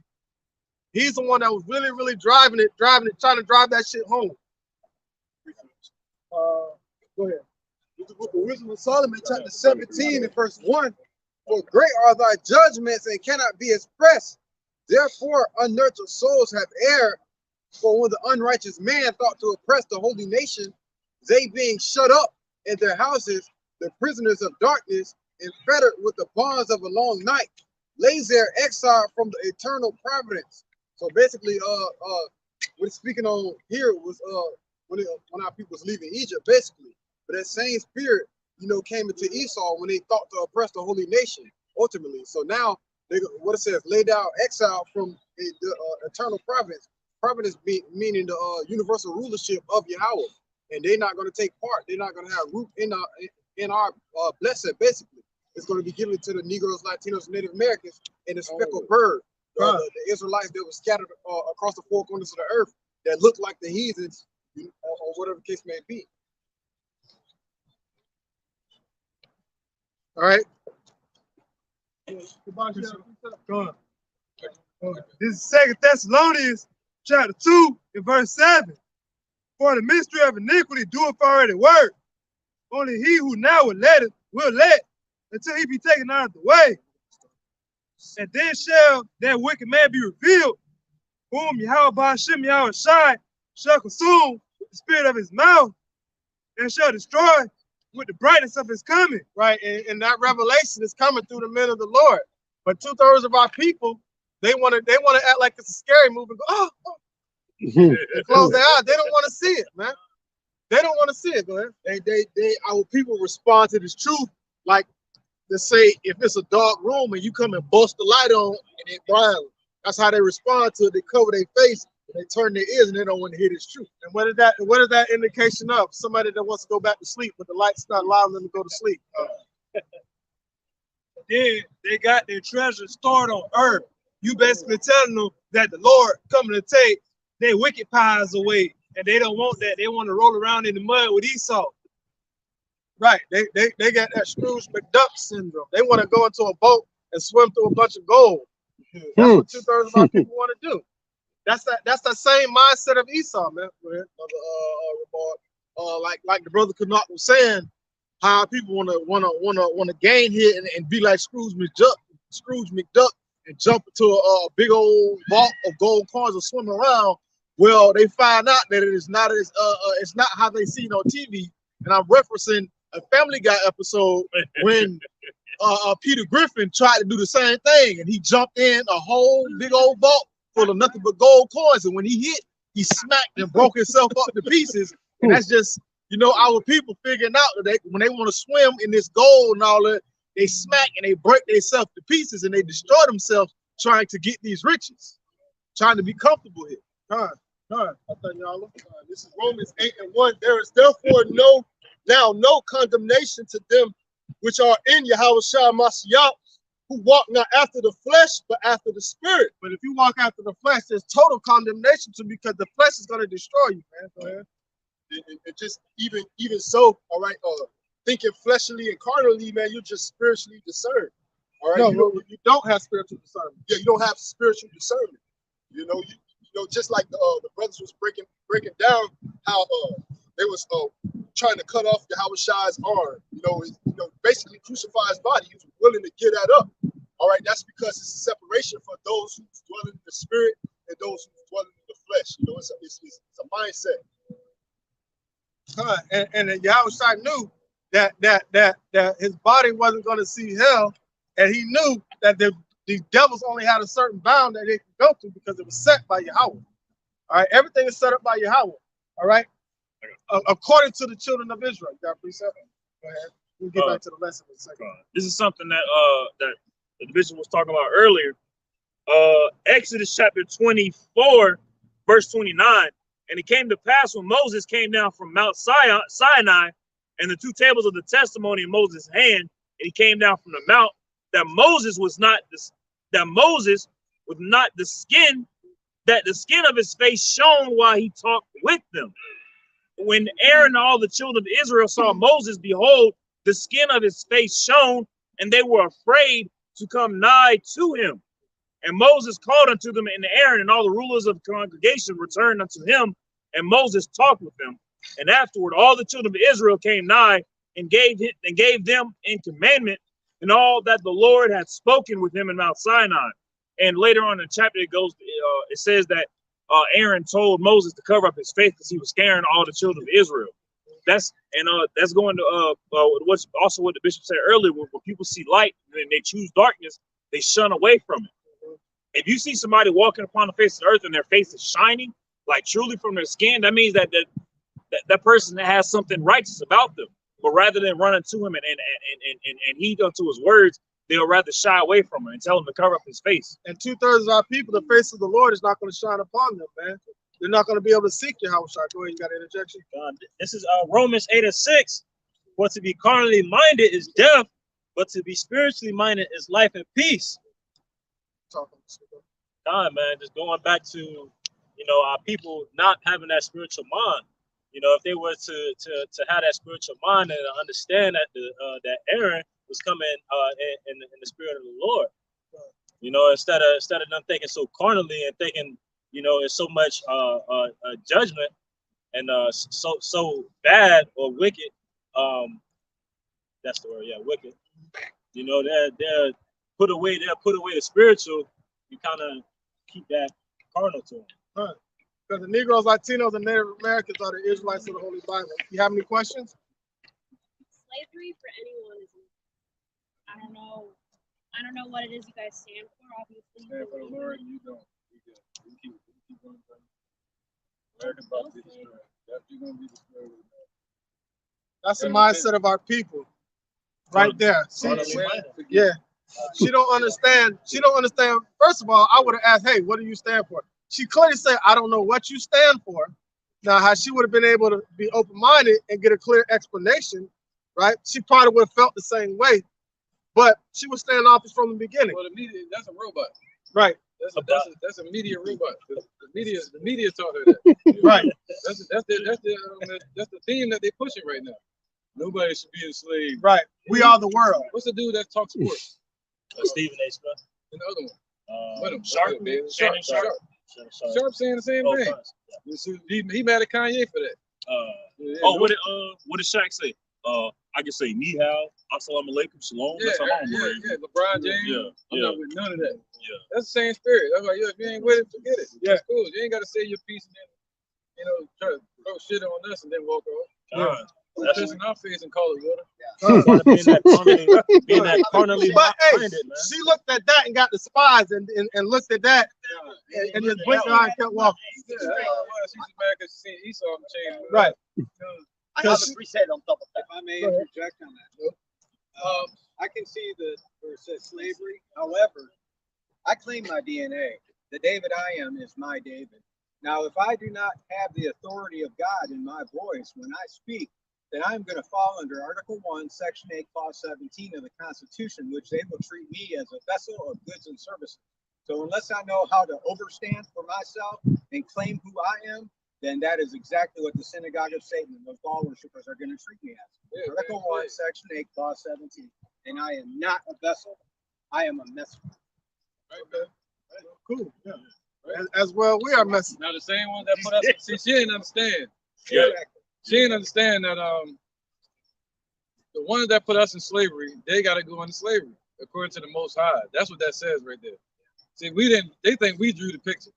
You know what I'm saying? The picture is not going to say what we're going to say. Right. Somebody drew that and being exaggerated. You know what I mean? Trying to be funny. Right. But we know according to scriptures that the Lord said, he that leadeth into captivity shall go into captivity. You know? And this is the faith. This is the faith and the patience of the saints, not the worldly. See, we want righteousness on the earth, and we want these devils paid back for what they did to our people. She ain't see the other one. She looked over this one. She looked over that one. Her eyes stopped See, working. look, this one, that one didn't happen yet. This one did. Like, what the hell, man? You get mad at something that ain't even happened yet. Right. But again, you mentioned the media. Yeah, and that's the propaganda that they portray. Even today in criminal court is being played out on the media. So where they're allowing the people in the public eye to say, yeah, this person did it off of propaganda. Like the R. Kellys of the world and so on and so forth. Yeah, she part of that cancel culture. They say in 2013, the Supreme Court said that DNA found naturally in the wild cannot be patented. However, with these injections that they're doing, they contain self-assembling ionized small lipid nanoparticles capable of reverse transcription using DNA. And once your DNA has been reverse transcribed, you're patented. Yeah. I like how you worded it. Hey, look, we can't say certain terms on the camera. Nah, but I like how you worded it. You went around it. You didn't really say it. I'm grateful for you guys for sharing the blessed word. Yeah, man. I mean, if we can come together with the common cause of the Alpha and the Omega, then who would be against us? Yeah, you see, the only thing with that is you don't have to look like us. But you know what I mean? Your bloodline will have to go back to one of these people. I believe I am the lion of the tribe of Judah. So-called Negro? I believe that I've been called by God and I am in spirit. No, I'm talking about bloodline. Like on your dad's side. I'm a bastard. Fair enough. Oh, you don't know what your dad is? My father, his last name is Wolf. Wolf? On my biological side, but I never really knew him. Yeah. On my mother's side is Wisedell. Wow. Wise and then Dell. Yeah. No. God has on the given dad's me side. the vision of rooting out evil spirits. Yeah. And even in this here, I have cleaned the area of Oh evil shit. spirits. Hey, check it out real quick. But the men, when we go through the bloodline, right? And if your bloodline goes back to one of these people, it don't matter what you look like. Sure. If your bloodline go back to one of these people, then you're most likely an Israelite. Now, are all these people going to be saved from the jump? No. Only 1/3, 144,000, and 1/3 going to be delivered. So, see that? Deception. So 2/3 of our people are going to perish out of these nations, and also the heathen nation, the Caucasian race. They call it Caucasian, which are Edomite. And even here, this is better. My daughter calls them super white. No, they're not white. They're red. I agree. Now, if you're an Israelite, then you'll be saved. It's not about color.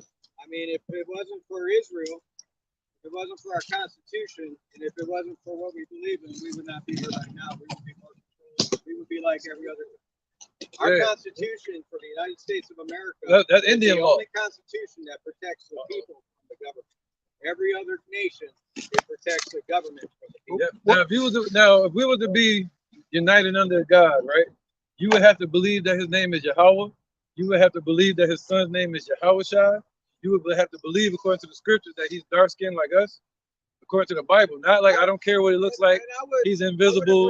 You know, he had to have been Israeli or some type of that area. I don't know. I wasn't there. However, see that? if Mary wasn't the virgin of my conception, she wasn't the virgin. then the spirit would not be interpreted. However, our DNA is an electromagnetic. I got a question real quick. So you said if Mary had not been a virgin upon conception, the Lord wouldn't have been able to receive that spirit? Well, what it is our DNA is an electromagnetic fractal antenna. We're going back to the birth of Yahushua. Jesus is, I mean, I don't know what the one you ignorantly called okay, Jesus. fair enough. But I believe in Hebrew as the. Let me cut you off. I was trying to cut him off. Look at Revelation 1:13. We ain't got to be there. We can be I mean, right you're here. teaching me and helping me. Right. I appreciate that. Right. But you just went into something that we don't believe in. So you're saying. Well, please accept my amendment. Okay, no. So that's why I question what you believe. Revelation 1:13, though. Okay. This is Revelation chapter 1. Because once you say what you believe and we say what we believe, it becomes a conversation. It's a matter of the spirit, not a matter of. Goodness, bro, man. I mean, come on, man. You're going to correct me every damn time. Go ahead, bro. Revelation chapter 1, verse 13. This is and in the midst of the 7 candlesticks, one light unto the Son of Man, clothed with a garment down to the foot. Right. We know. We don't think. We don't imagine. We ain't saying we wasn't there. We know according to the spirit of truth that the Lord had on the garment down to the foot. Go ahead. You don't need to be there. Go ahead, brother. He said, blessed are those that read. He didn't say blessed are those that go back in time. Yeah, go ahead, brother. It says, and in the midst of the 7 candlesticks, one like unto the Son of Man, clothed with a garment down to the foot, and girded about the paps with a golden girdle. Right, he had a golden girdle on for war. Some were wearing around their chest as a prince. All right, or you'll wear it a little lower or higher. Have it go. So some the priestly ones, the princes, they would wear it up here, and to go on to war, they would guard their organs. All right, with whatever it just said. What was it, girdle? Yeah, golden girdle. And it says, his head and his hairs were white like wool. So the top of his head and the facial hairs were white and woolly. But what do they put up in church? The Israeli, Esau. They put this picture up. The other white meat, right? There you go. They put that up. Hellboy. There, brother. It says his head and his hairs were white like wool, right? As white as snow. Snowy, go ahead. And his eyes were as a flame of fire. That's dealing with his righteous anger, man. Yep. At the end of the day. So now, with that being said, we know what he looks like, right? He looked like one of us. Okay, God. Verse 15. It says, and his feet like unto fine brass, as if they burned in a furnace. What color is that? If the color of your feet, if I can see your feet, and your feet look like fine brass, and they were burned in a furnace, what color would that be? A little darker than the brass because of the burn on it. It would have a texture, a tone of a little darker, I would think. Well, what's darker than what? Darker than the shiny brass. Yeah, of course. Like the header on a engine. If you got. What color is that? I mean, you're asking me to. What color is brass? Gold, some type of gold or darker gold. I thought gold was gold. Please forgive me. What color is brass? I mean no disrespect. What color is a penny? Yeah, copper. Again, what color is copper? What family is that color in? What is the primary color that aligns with that?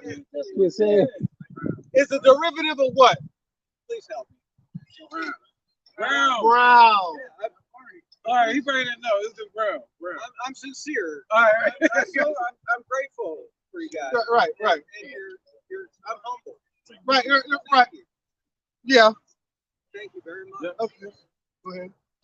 So we're just trying to show you that the Lord color did matter. It does matter even to this day. It matters to these people, to his people. The ones they call them black, Hispanic, all these different terminologies, bywords and proverbs. It matters to us, but then every time we speak to another race, it don't matter to them. You feel me? Well, you matter to me. See? You said this. Because I am the David that I am. I'm not another David. I'm not whoever else you met before. Right. Oh, you King David? You King David? I believe I am anointed. What? I have. There's a bunch of y'all in there.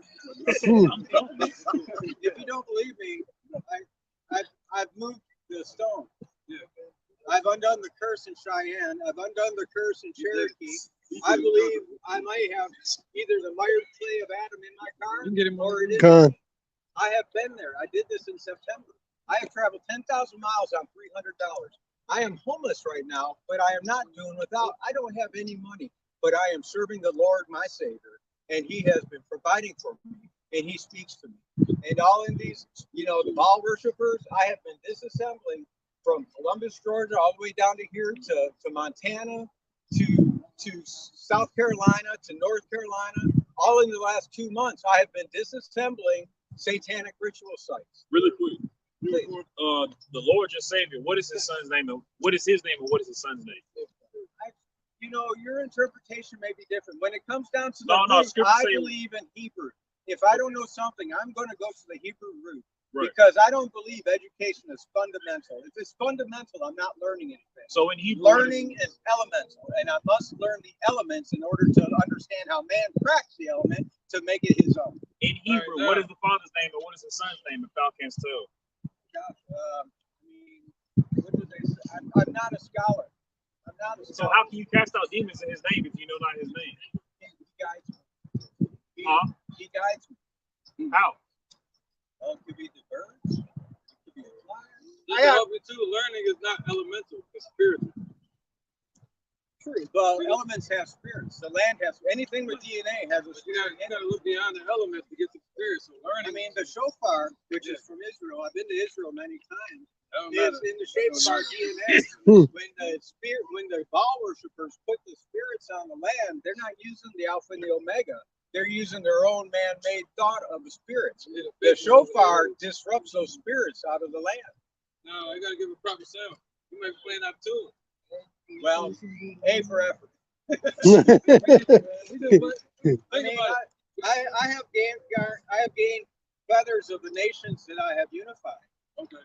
And I'm grateful for the opportunity to be a messenger. And I don't lie. I'm grateful. Thank you, guys. You got thank you for sharing your piece. I have an injection. You know, we disagree with some of the things you said. And maybe you can help me understand. That's what we're trying to do. So when we say it, we're not attacking you. No, I don't believe you're You know attacking. what I'm saying? I don't believe you're All right, attacking. just let you know. So you know, we ain't attacking. Just And you guys have opened up towards me to allow me to share as well. right. That's I'm humbly grateful. So maybe we can unify on something that we can believe You in. can unify by you giving me that so far.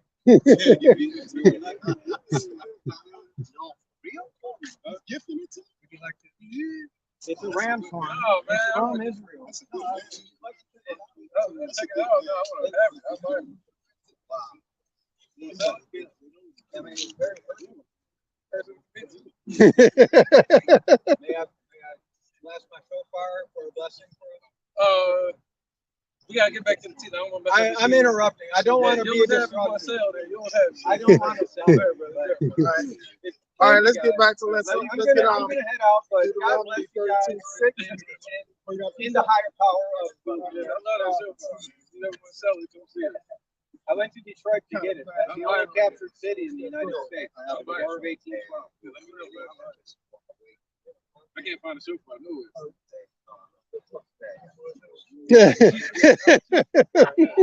All right, let's get back to the lesson real quick. Deuteronomy 32:6. It's Deuteronomy chapter 32, verse 6. Do ye thus requite the Lord, O foolish people? Do ye thus requite the Lord, O foolish people, and unwise? Is not he thy father that hath bought thee? Hath he not made thee and established thee? Remember, And our people, 2/3 of our people are trying to get establishment in this society in some type of way. But the ones who believe in Yahweh Shema Shai are trying to get established in the heavens, man. Go ahead. remember the days of old, consider the years of many generations. Wait, hold on. That's Verse 7. wait, hold on a second. Somebody get Jeremiah 5:22. Thank you. God bless you. Anytime you want to come back and talk, man, we can break bread, man. This is the book of Jeremiah, chapter 5, and verse 22. Hey, thank you guys. God Fear bless ye you. not me, saith the Lord. Do you not requite the Most High? Do you not reverence the Most High? You don't fear the Most High, man? Go ahead. Will ye not tremble at my presence? But you won't tremble at the Lord's presence, but you'll tremble at the presence of Esau. Back in the days when the prophets come on the scene, everybody would tremble. Like, are you bringing good tidings or bad tidings? We look at when Jonah went to Nineveh, man. They started putting ashes on their head and put on sackcloth, man. Got into a state of mourning, right? Because what? They feared the word of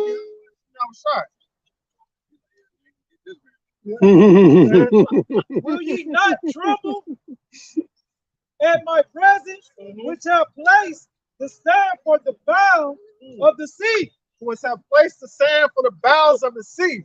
Lord set bounds on everything on this earth, man. But you're not going to tremble at his presence? Go ahead. By a particular decree that it cannot pass it. So not only did he set bounds on the land and the sea and the trees, he set bounds to these nations. Somebody get Deuteronomy 32:7. It's Deuteronomy chapter 32, verse 7. Remember the days of old, consider the years of many generations. Ask thy father, and he will show thee thy elders, and they will tell thee, when the Most High divided to the nations their inheritance, when he separated the sons of Adam, he set the bounds of the people according to the number of the children of Israel. So now when he lifted up these other nations, right, he only let them go so far. So now when he establishes us and lifts us up and puts us on top, we're gonna those bounds are gonna last forever. But these other nations had a boundary that they could not surpass, and it was spoken of in the book of Job too. So going backwards a little bit, somebody get Jeremiah 6:16. This is the book of Jeremiah, chapter 6 and verse 16. He said, so look at the elders, man. All right, go ahead. Thus saith the Lord, stand ye in the ways and see, and ask for the old paths, where is the good way? Where is that good way? And the Lord's trying to establish that through the elect of the children of Israel right now to this day. Go ahead. And walk therein, and ye shall find rest for your soul. But 2/3 of our people are trying to rest in this place, man, like that wicked demonic chick that came up there mad because Esau has to go into slavery according to what they've done on the earth, man. So whatever seed you plant in the earth, that's what you're gonna reap. It doesn't matter. It doesn't matter if you emotionally don't feel it. It has nothing to do with that. It's all according to the will and judgment of Yahweh Bashim Yahushai. All right, go ahead. This book of Psalm 116, 12, and 13. What should I render unto the Lord Yahweh Shai for all his benefit toward me? I will take the cup of salvation and call upon the name of the Lord. All right, so that's taking the cup of salvation by believing in the name of Yahweh Bashim Yahushai and call upon the name of Yahweh Bashim Yahushai. All right, somebody get Deuteronomy 32:7 again. Go all the way to 17. Deuteronomy 32:7. Remember the days of old, consider the years of many generations. Ask thy father, and he will show thee thy elders, and they will tell thee. When the Most High divided to the nations their inheritance, when he separated the sons of Adam, he set the bounds of the people according to the number of the children of Israel. And that's how he set the bounds, according to the number of the children of Israel. So he set bounds to these other nations that they cannot surpass. All right, so no matter how much affliction that they try to place on the Negroes, Latinos, and Native Americans that believe in the Father named Yahweh and his son Yahushua, they can only go so far. All right? And the Lord is going to bring them out through judgment and mercy. Go ahead. Verse 9.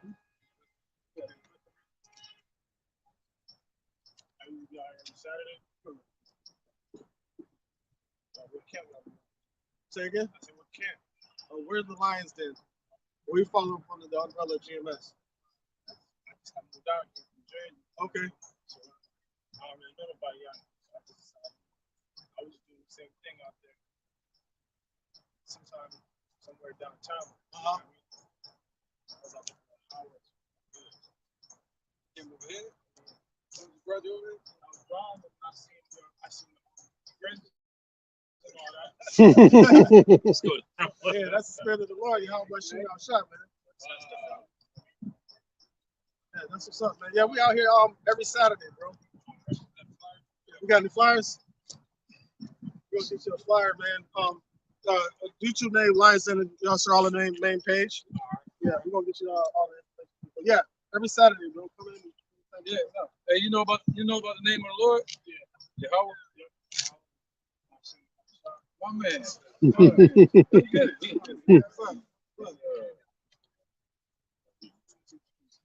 You give him information or something?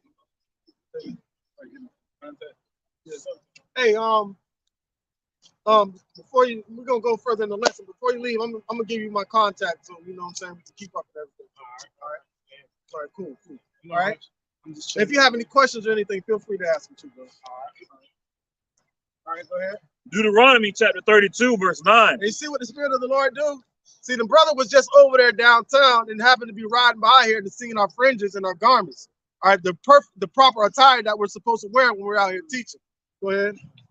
For the Lord's portion is his people. Boom, and he's gathering his people through the Spirit. And we're witnessing that right now to this day. Go ahead. Jacob is the lot of his inheritance. He found him in a desert land and in the waste of howling wilderness. And we're right here in that position today, right here in America, and scattered throughout the four corners of the earth, because Esau has made the whole world a wilderness, man. So the main deliverance is going to come right out of here in America, and it's still going to be delivered throughout the four corners of the earth, right? But the Lord's portion is his people. So he set the lot and bounds over these nations according to the number of children of Israel. So now, with that being said, once we become in the rulership, guess what? These nations are going to have their own form of living, right? Once the kingdom is established and rebuilt. The only nation that's not going to have that is the nation of Esau, which are going to be utterly destroyed. Interjection? Proverbs chapter 11, verse 8. It says the righteous is delivered out of trouble, and the wicked come up in his stead. So the wicked is set as a ransom for the righteous, man. All right, so all this thing that they got set up to try to destroy us as a people is ultimately going to lead them to their destruction, man. We're talking about Esau, Caucasian race. Go ahead. That was it. All right, Akal, you got one? Yeah. All right. This is Zechariah 13:9. And I will bring the third part through the fire and will refine them as silver is refined and try them as gold is tried. And that's the purification process that we've been going through the beginning, man. The 1/3 that believe in the name of Yahweh that choose not to go conform to the ways of the wicked, that are being pulled out of this idolatry that's set up in this system to Hellenize our people once again, like Antiochus did in 168 BC. Go ahead. They shall call on my name, and I will hear them. I will say, it is my people, and they shall say, the Lord, Yahweh Shai, is my power. So in the place where it said they are not my people, there shall there be established that they're the children of Yahweh Shai. So it doesn't matter what the media is trying to force Kyrie and Kanye to say, but it's what's going to be the calling of the Lord, how the Lord's going to speak and let the whole world know that he's going to magnify his people, the children of Israel, the Negroes, Latinos, and Native Americans. You got some more on that? All right, you got a few stuff. Go ahead. Ezekiel chapter 37 and verse 21. And say unto them, thus saith the Lord, Yahweh, Ba'ashem Yahweh Shai, behold, I will take the children of Israel from among the heathen, whether they be gone, and will gather them on every side and bring them into their own land. Why? Because the Israel is the lot of his inheritance. All right, so he set the bounds according to the children of Israel. So these nations can only go so far, but it's really to establish Israel as being the rulers of this earth under Yahweh Shai. You had an interjection real quick? All right, go ahead.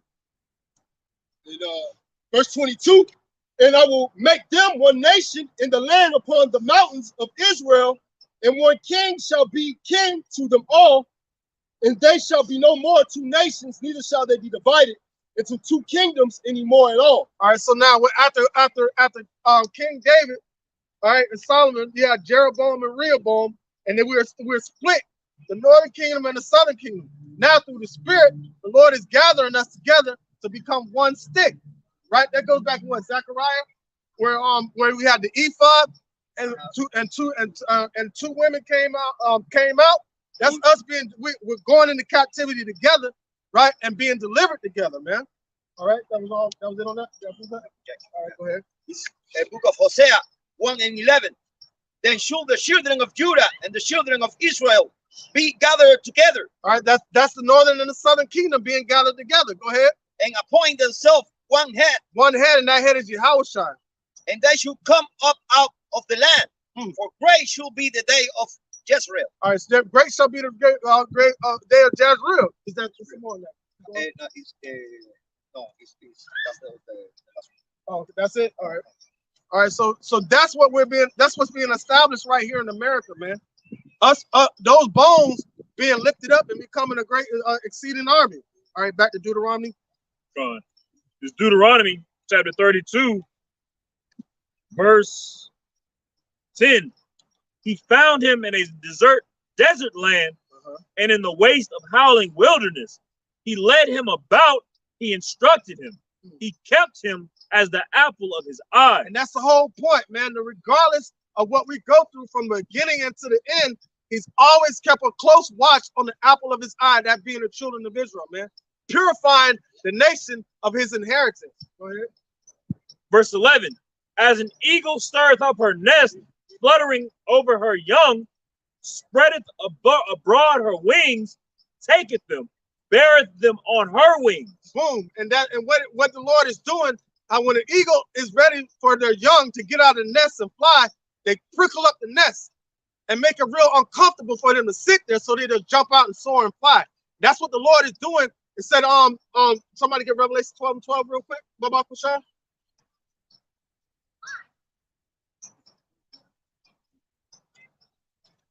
Revelation chapter 12, verse 12. Therefore rejoice, ye heavens, and ye that dwell in them. All right, so that's why we stash our riches in heaven, because that's where our mindset is. The kingdom of heaven is within us. So that's what we're profounding New Jerusalem, according to the spirit of Yahweh Bashim Yahshai upon his elect. So why? We reside in the heavens, not here on this earth, man. We're not being bound to the system because we're free from the system according to the truth. Go ahead. Woe to the inhabitants of the earth. That's why the Lord said, depart, for this is not your rest. So if your habitation, your mindset is here, you're going to be destroyed right along with this place. Go ahead. And of the sea, for the devil is come down to you having great wrath, because he knows that he has but a short time. Because he knows that he has it for a short time, man. So now that affliction is going to crank up. But the ones that believe in the name of Yahweh Bashim Yahshai are rejoicing, because you know what? That means this is coming of our time of our salvation. All right, go back to that Deuteronomy. Verse 12. So Deuteronomy 32:12. So the Lord alone did lead him, and there was no strange power with him. Wait, no, read 11 again. As an eagle stirred up her nest, fluttereth over her young. So now the devil has come down having great wrath, right? Stirring up the nest of this place. So the elect of our people will not feel comfortable at this place. All right, this is not our rest, but 2/3 of our people are trying to find rest in this place. So even though this nest is prickling and they're trying to still seek refuge here, because why? They don't want to turn to Yahweh Bashim Yahshai. They'd rather sit in darkness. Keep going. Spreadeth abroad her wings, taketh them, beareth them on her wings. So the Lord alone did lead him, and there was no strange power with him. So the Lord alone is going to lead us out of this captivity, and he's been doing that from generation to generation. Every captivity that we've been through, the Lord has led us out of that. You got an interjection? Yeah. And what that mean by bearing us on the wings, it means the Lord delivered us swiftly. Come. All right. This is Exodus 19. You said over many generations, just like in 70 AD, the Lord bared us on his wings again and had us flee into the wilderness. Come. And now he's gonna bear us on his wings, and the wings gonna be the chariots. Come. This is Exodus 19:4. Ye have seen what I did unto the Egyptians, how I bear you on eagle's wings and brought you unto myself. Boom. And that's going to happen again with the second Exodus, man. Right. We're being brought to Yahweh through the spirit of his son, Yahweh Shai. Right. Go ahead. This is the book of John 17:12. I'll take it. Oh, I thought I had missed something. I was like, what? It says, while I was with them in the world, I kept them in thy name. Those thou hast givest me, I have kept, and none of them is lost. But the son of perdition, that the scripture might be fulfilled. So the only reason why Judas was lost was so the prophecy could be fulfilled, man. So 2/3 had to go off for prophecy to be fulfilled. So this is all done by Yahweh Bashim Yahshai. Nothing happened on accident, man.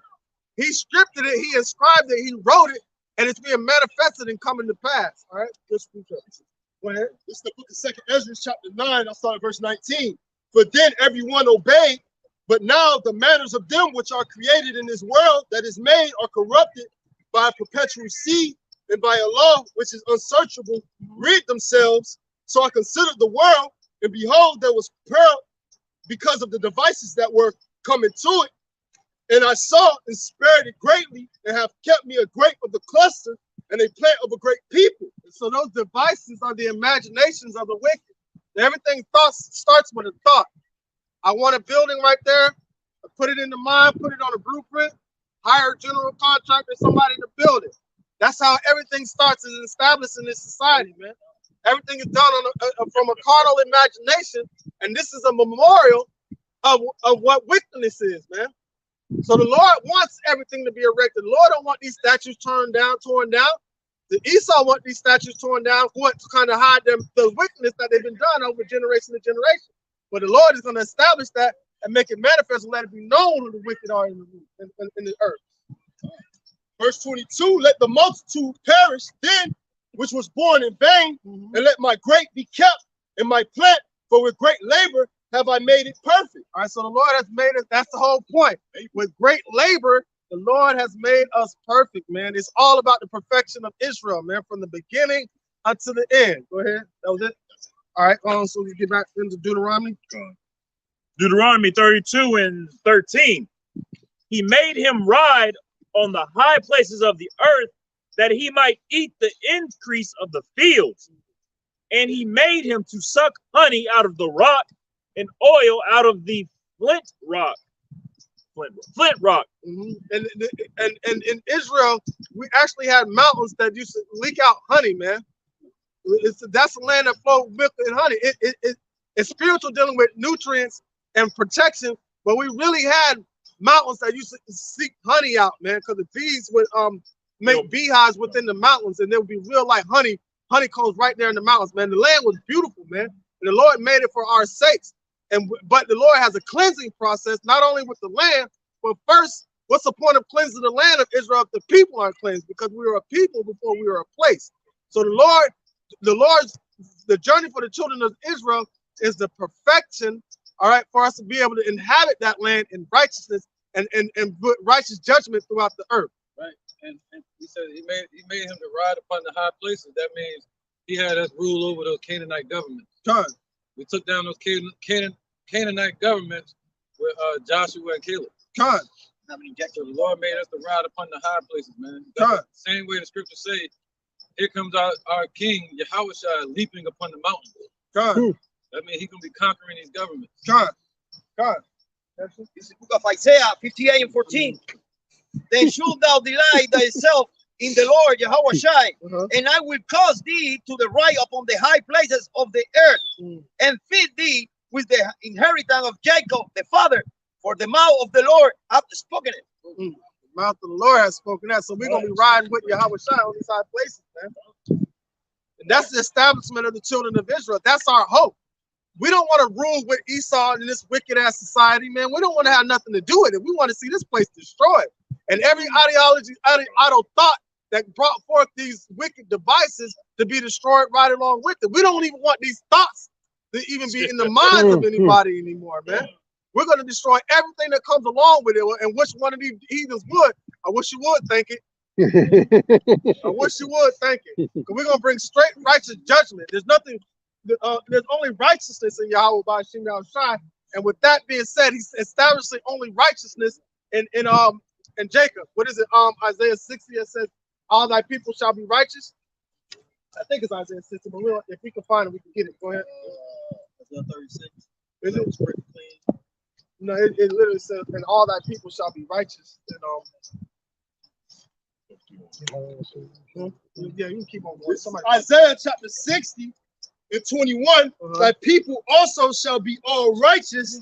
They shall inherit the land forever, the branch of my planting, the work of my hands, that I may be glorified. That he may be glorified. So the Lord is doing a work to establish a righteous root in Israel, right? To rule the nations, and right in righteousness under Yahweh by Shem Yahushai, man. And that's ultimately what it is. It's the work. We are the work of the Most High's hand. We're being the manifestation of his existence, right? By us ruling on the earth under his son, Yahushai, man. That's beautiful, man. That's beautiful, man. That's divine intervention from the beginning of the end, all the way. But there is no end, meaning forever. We're going to forever rule under Yahushai. Come on, please up. I got one. All right, go ahead. It's Jeremiah 51 and 20. Thou art my battle axe and weapons of war. For with thee will I break in pieces the nations. But he must establish us in righteousness first, because guess what? And what order are we coming in? We could break in pieces these nations and still be wicked right along with them. But the Lord, before we break these nations into pieces, we're going to be doing it in the righteousness. So he has to establish that within us in the spirit, man. Go ahead. And with thee will I destroy kingdoms, And with thee will I break in pieces the horse and his rider.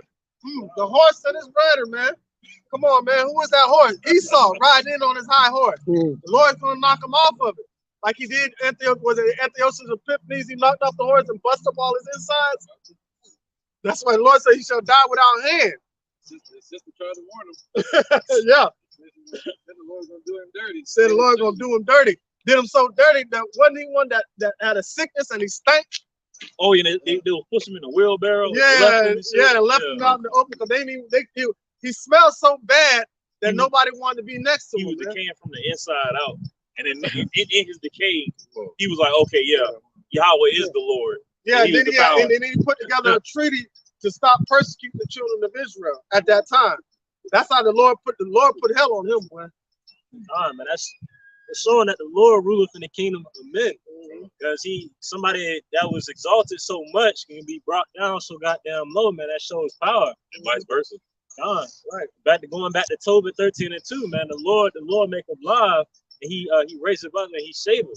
You know, he could bring the body down to hell, man. And that Edom, Esau was a God, and Esau is a great example of that. Example was decaying from the inside out. And the Lord is established. He said, just like as he did under Pharaoh, that he may make his name declared throughout the earth. Look how high he is exalted Esau. He gave Esau the power to rule the whole earth. Then he's gonna bring him down. Cha-cha slide. Reverse.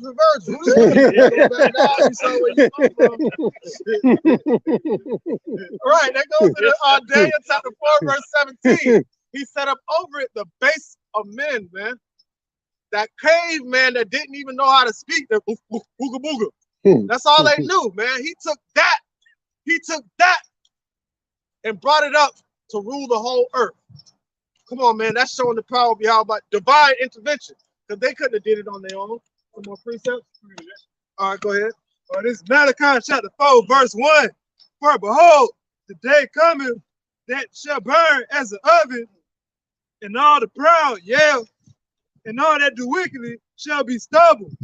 And that day cometh shall burn them up, saying Yahweh of hosts, that it shall leave them neither root nor branch. So that's that glistening sword. When he wet his glistening sword, man, it's gonna bring destruction on this earth. The missiles gonna tear this place up, man. He's gonna denuclearize the whole earth. Ain't no ICBM nuclear missile that's created not gonna go off. They all are gonna go off, and 200 million of them are gonna hit this place, America, man. Yeah, any missiles that left over, they're gonna beat those in the pruning hooks. Yeah, they're gonna turn them into tractors. And backhoes. What do you call them? Yeah, backhoes. Yeah. Zions, which is sickles.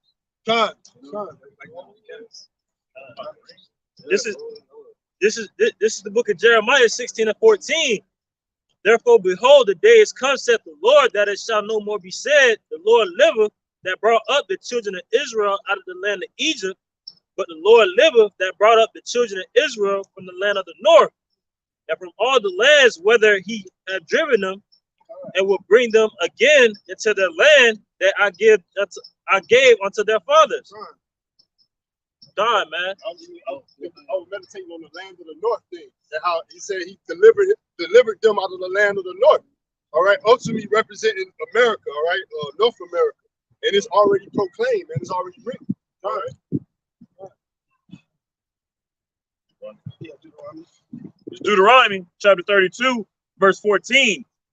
Butter of kine or kin, and milk of sheep with fat of lambs, and rams of the breed of Bashan, and goats with the fat of kidneys of wheat.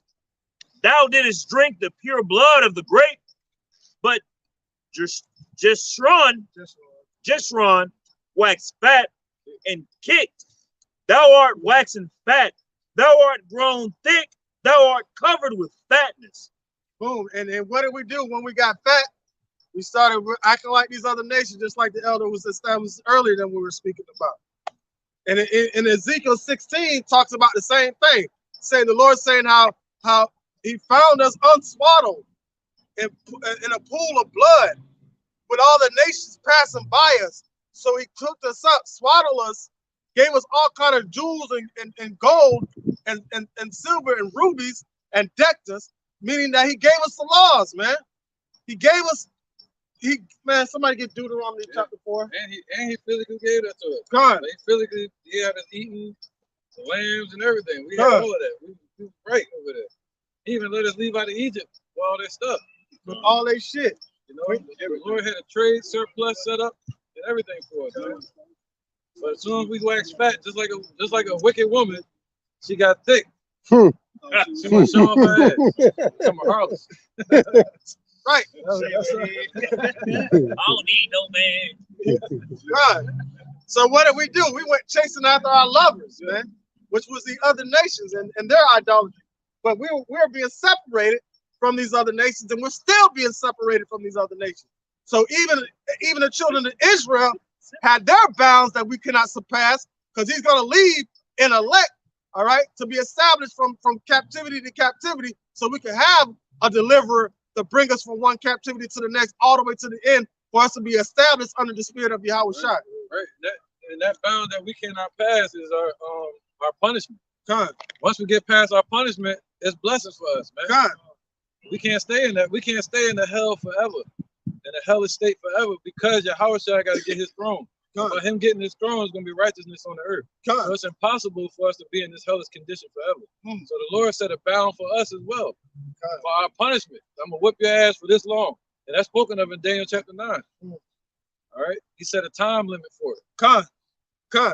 Right. He appointed their bounds that they can't go over. Hey, man, come on, that's showing the power of the Lord, man. So no matter what this devil wants to do, because he really been trying to commit genocide from the beginning. All right. He tried to do that with Cain and Abel. All right. Then Seth was born. He tried to do that with Jacob and Esau. Jacob was changed to Israel. All right. So we're being established under that covenant from the beginning. Right, man. Yahweh Shai is that drawing line. That line in the sand. That's Yahweh Shai. Once that line is crossed, that's it for them. This upside down kingdom gonna be turned up right. What was that song that Akon had? He said, if you ever cross that line, there will be nothing that you can do to save you. Right, the gun line. That's that line that's being drawn in the sand. That's the gun line, both. This is Deuteronomy 4:4.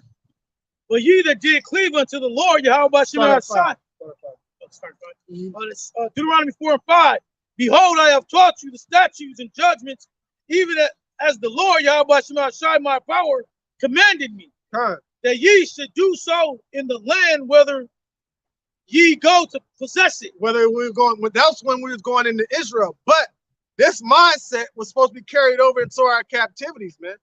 It was a way to show us, all right, this is what happens to you by following these other nations. But he left a little sanctuary in the midst for us, and guidelines for us to follow. That's the law, statutes, and commandments, and faith in his son, Yahweh Shai, man. This is Deuteronomy 4:6. Keep therefore and do them, for this is your wisdom and your understanding in the sight of the nations, which shall hear all these statutes and say, surely this great nation is wise and understanding people. But what are they saying about us right now? Boy, these some N-I-G-G-A. Bywords and proverbs. That's all they is. Yeah, became a gaze and stop. Became a gaze and stop. But now that's going to be reversed, because we're going to be established on those same statutes, and that establishment comes from the faith in Yahweh Shai, man. You know, faith establishes all those statutes that was written unto us by Yahweh Shai, because the laws become a part of our lifestyle. All right, and we strive for perfection through the spirit of Yahweh Shai, knowing that we have a deliverer that could take us to the bounds to the places that we need to be in the spirit. Deuteronomy 32:15. But Jashan waxed fat and kicked. Thou art waxen fat. Thou art grown thick. Thou art covered with fatness. Then he forsook Yahweh, which made him, and lightly esteemed the rock of his salvation. I think, what is that, Jeshurun? It's a poetic way of saying Jerusalem. It's really mean, or Israel. It just means, I think, upright one. Verse 16. They provoked him to jealousy with strange gods, with abominations provoked him him to anger. All right, and our people are still doing it to this day. That's why the Lord had to preserve one. Just go back to when he was going to destroy Sodom and Gomorrah, and Abraham was talking to him like, "Hey, if there's like 50 righteous people there, will you you know what I'm saying? Say, yeah, I'll preserve those 50. You're like, what if there's 40? You know, but right now he's preserving his elect and is going to destroy the rest, just like how he did. He saved Lot and his family, right? But the one that turned back, his wife, she turned to a pillar of salt. She's still standing there to this day, looking back. Yeah, salty. Verse 17. They sacrificed unto devils, not to Yahweh, to gods whom they knew not, to new gods that came newly up, to whom your fathers feared not. But the Lord said, look at the generation of old. Establish what was in the beginning, not this newness of stuff that comes along. You know, go ahead. Verse 18. Of the rock that begat. Wait. Hosea 2 and 5. This is the book of Hosea, chapter 2, verse 5. Will their mother have played the harlot? She that conceived them have done shamefully. For she said, I will go after my lovers that give me my bread and my water. And even though the Most High established us, right, we gave that glory to these other false gods. All right, started doing spiritual idolatry. Go ahead, adultery. My wool and my bread and my water, my wool and my flax, my oil and my drink. Therefore, behold, I will hedge up thy way with thrones. Can you imagine? This is how the Most High feel. Can you imagine having a woman and giving her the world? You gave her everything, right? And then she goes to some other dude and establishes a covenant with them and says, oh, you were the one that gave me all this. Can you imagine? That's how the Most High feels. That's why he told Hosea to go marry an adulterous woman. That's how he feels about the children of Israel, man. He was establishing righteousness in us, but we turned it into wickedness by saying we got this from these other nations and their gods, which are no gods at all. That's what they do today. They think they get all their blessings from America. They think all their blessings come from Esau. Right. But they don't know that it was a curse on our people, that the Father said we we're going to have to go to them for the one of all things.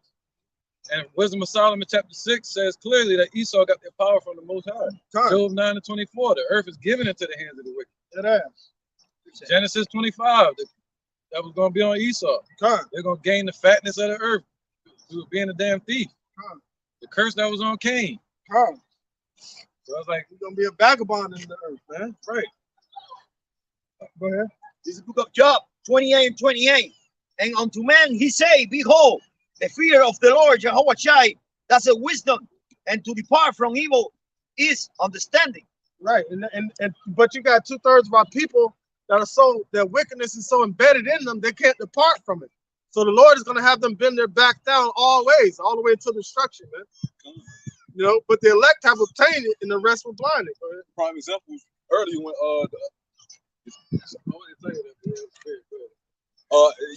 prime example that was from earlier when the girl walked up and said, oh, I can't deal with that. You know, she's stuck in her ways, man. Why? So it's like brother was saying earlier, she can't be open-minded into the truth. So if she probably was, she would be able to see where we was coming from. But the Lord didn't want her to see. Right? She's gonna be stuck in her ways, and she's gonna be stuck with a missile, man. All right. Go ahead. Oh yeah. Hosea 2 and 5 all the way to 8. 5. Hosea 2 and 6. Therefore, behold, I will hedge up that way with thorns,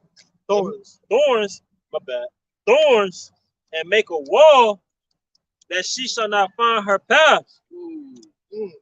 So he had taken away a truth away from us, man.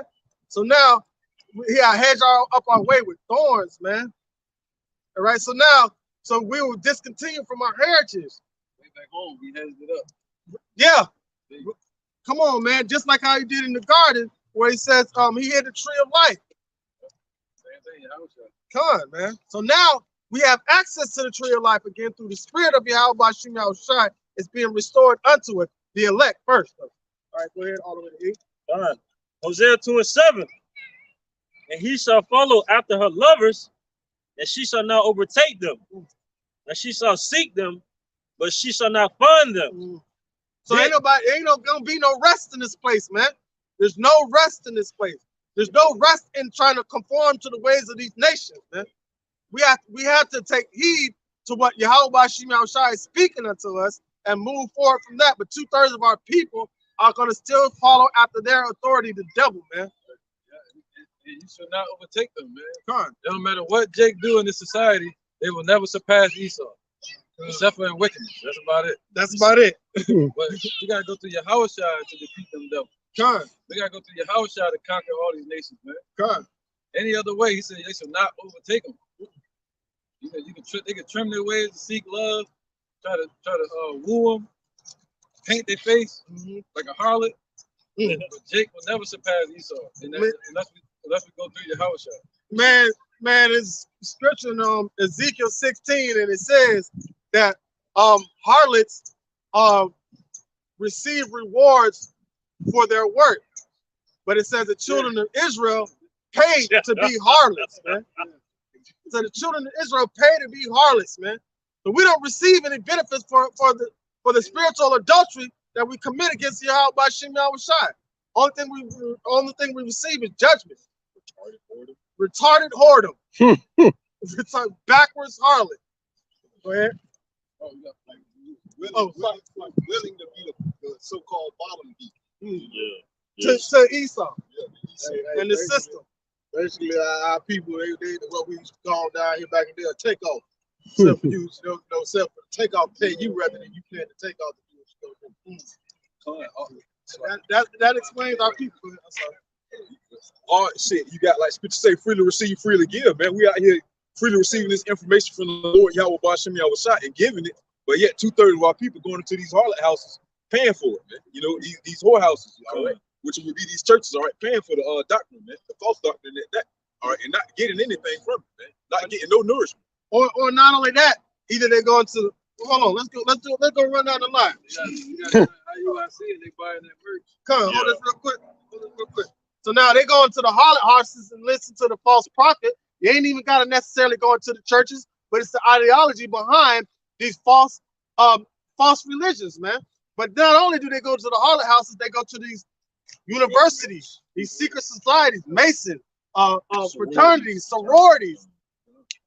They go to all this to try to seek some form of refuge or establishment in this system. There's all sorts of forms of ways of being a harlot in a spiritual adultery in the system, and it's being set up by Esau. And Jake will find 2/3 of Jake will find some way to become a part of that, man. We inject you. Go ahead. This is the book of Jude 1:6 and 7.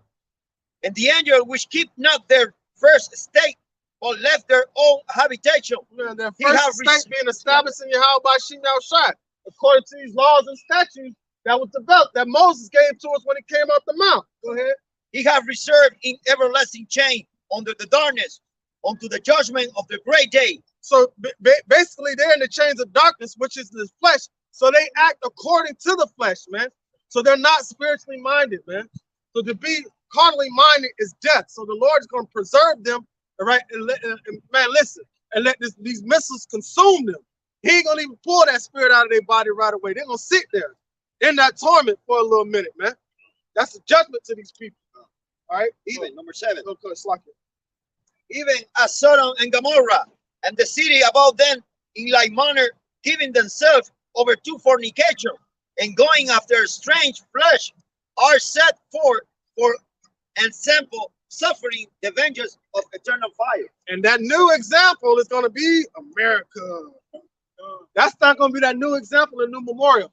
Okay, we got to wrap it up. All right. So a good precept too. Go ahead. Yeah. This is the book of Jeremiah, chapter 2 and verse 19. Thy own wickedness shall correct thee, and thy backsliding shall reprove thee. Know therefore and see that it is an evil thing and bitter that thou hast forsaken the Lord thy power.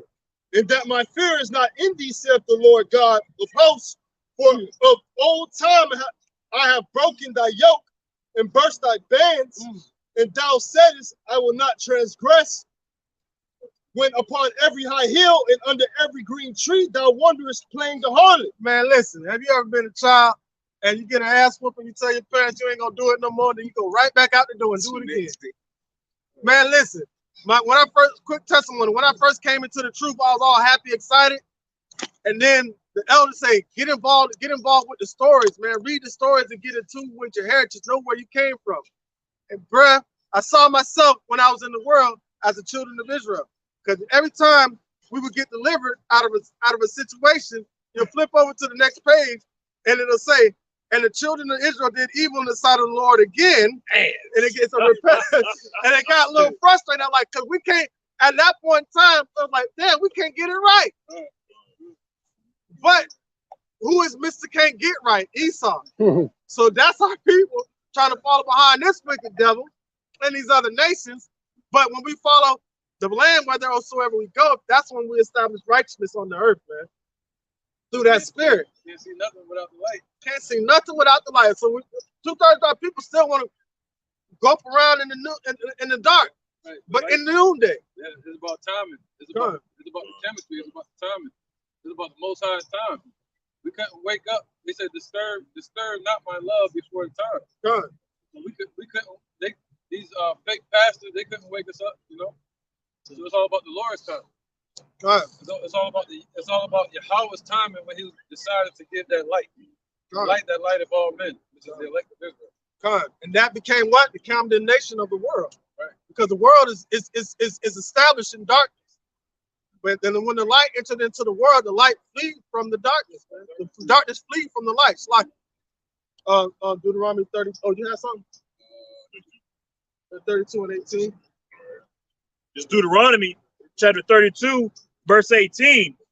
It says, of the rock that begat thee, thou art unmindful, and hast forgiven Yahweh that formed thee, forgotten Yahweh that formed thee. Oh, man, somebody get Jeremiah 2 and 11 real quick, man. It's Jeremiah chapter 2 and verse 11. Have a nation changed their gods, which are yet no gods? So you forgot all about how you was established Israel through Yahweh by Shem Yahushai and trying to give glory to another nation and glory to false idols and false gods. But the Lord said He's not going to give His glory unto another, so He's going to establish His glory through the elect of the children of Israel. All right, real quick, go to 19 of Deuteronomy 32. Deuteronomy chapter 32, verse 19. And when the Lord saw it, He abhorred them because of the provoking of His sons and of His daughters. And He said, I will hide my face from them. I will see what their end shall be, for they are a very froward generation, children in whom is no faith. All right, so He hid His face from us. All right, so now we ain't have no hope. So yeah, froward, wicked, being like Esau. So now, the seeker's faith is to what? Seek His Son Yahushua, man, and that's how we're being reestablished through the faith of Yahweh by Shem Yahushua. All right, all the way you go to 22. All right, this is probably the last one. Verse 21. They have moved me to jealousy with that which is not power. They have provoked me to anger with their vanities, and I will move them to jealousy with those which are not a people. I will provoke them to anger with a foolish nation. All right, so now, by the foolishness of preaching to save those that believe. All right, so what did Paul say he came to do? Provoke them to emulation, man. So that's what's happening in these times. What the elect are on this earth, what to provoke the other elect to conform to the same way through the spirit of Yahweh by Shem Yahushua. Get one scripture to close out. Let's get Isaiah 34 and 16 real quick.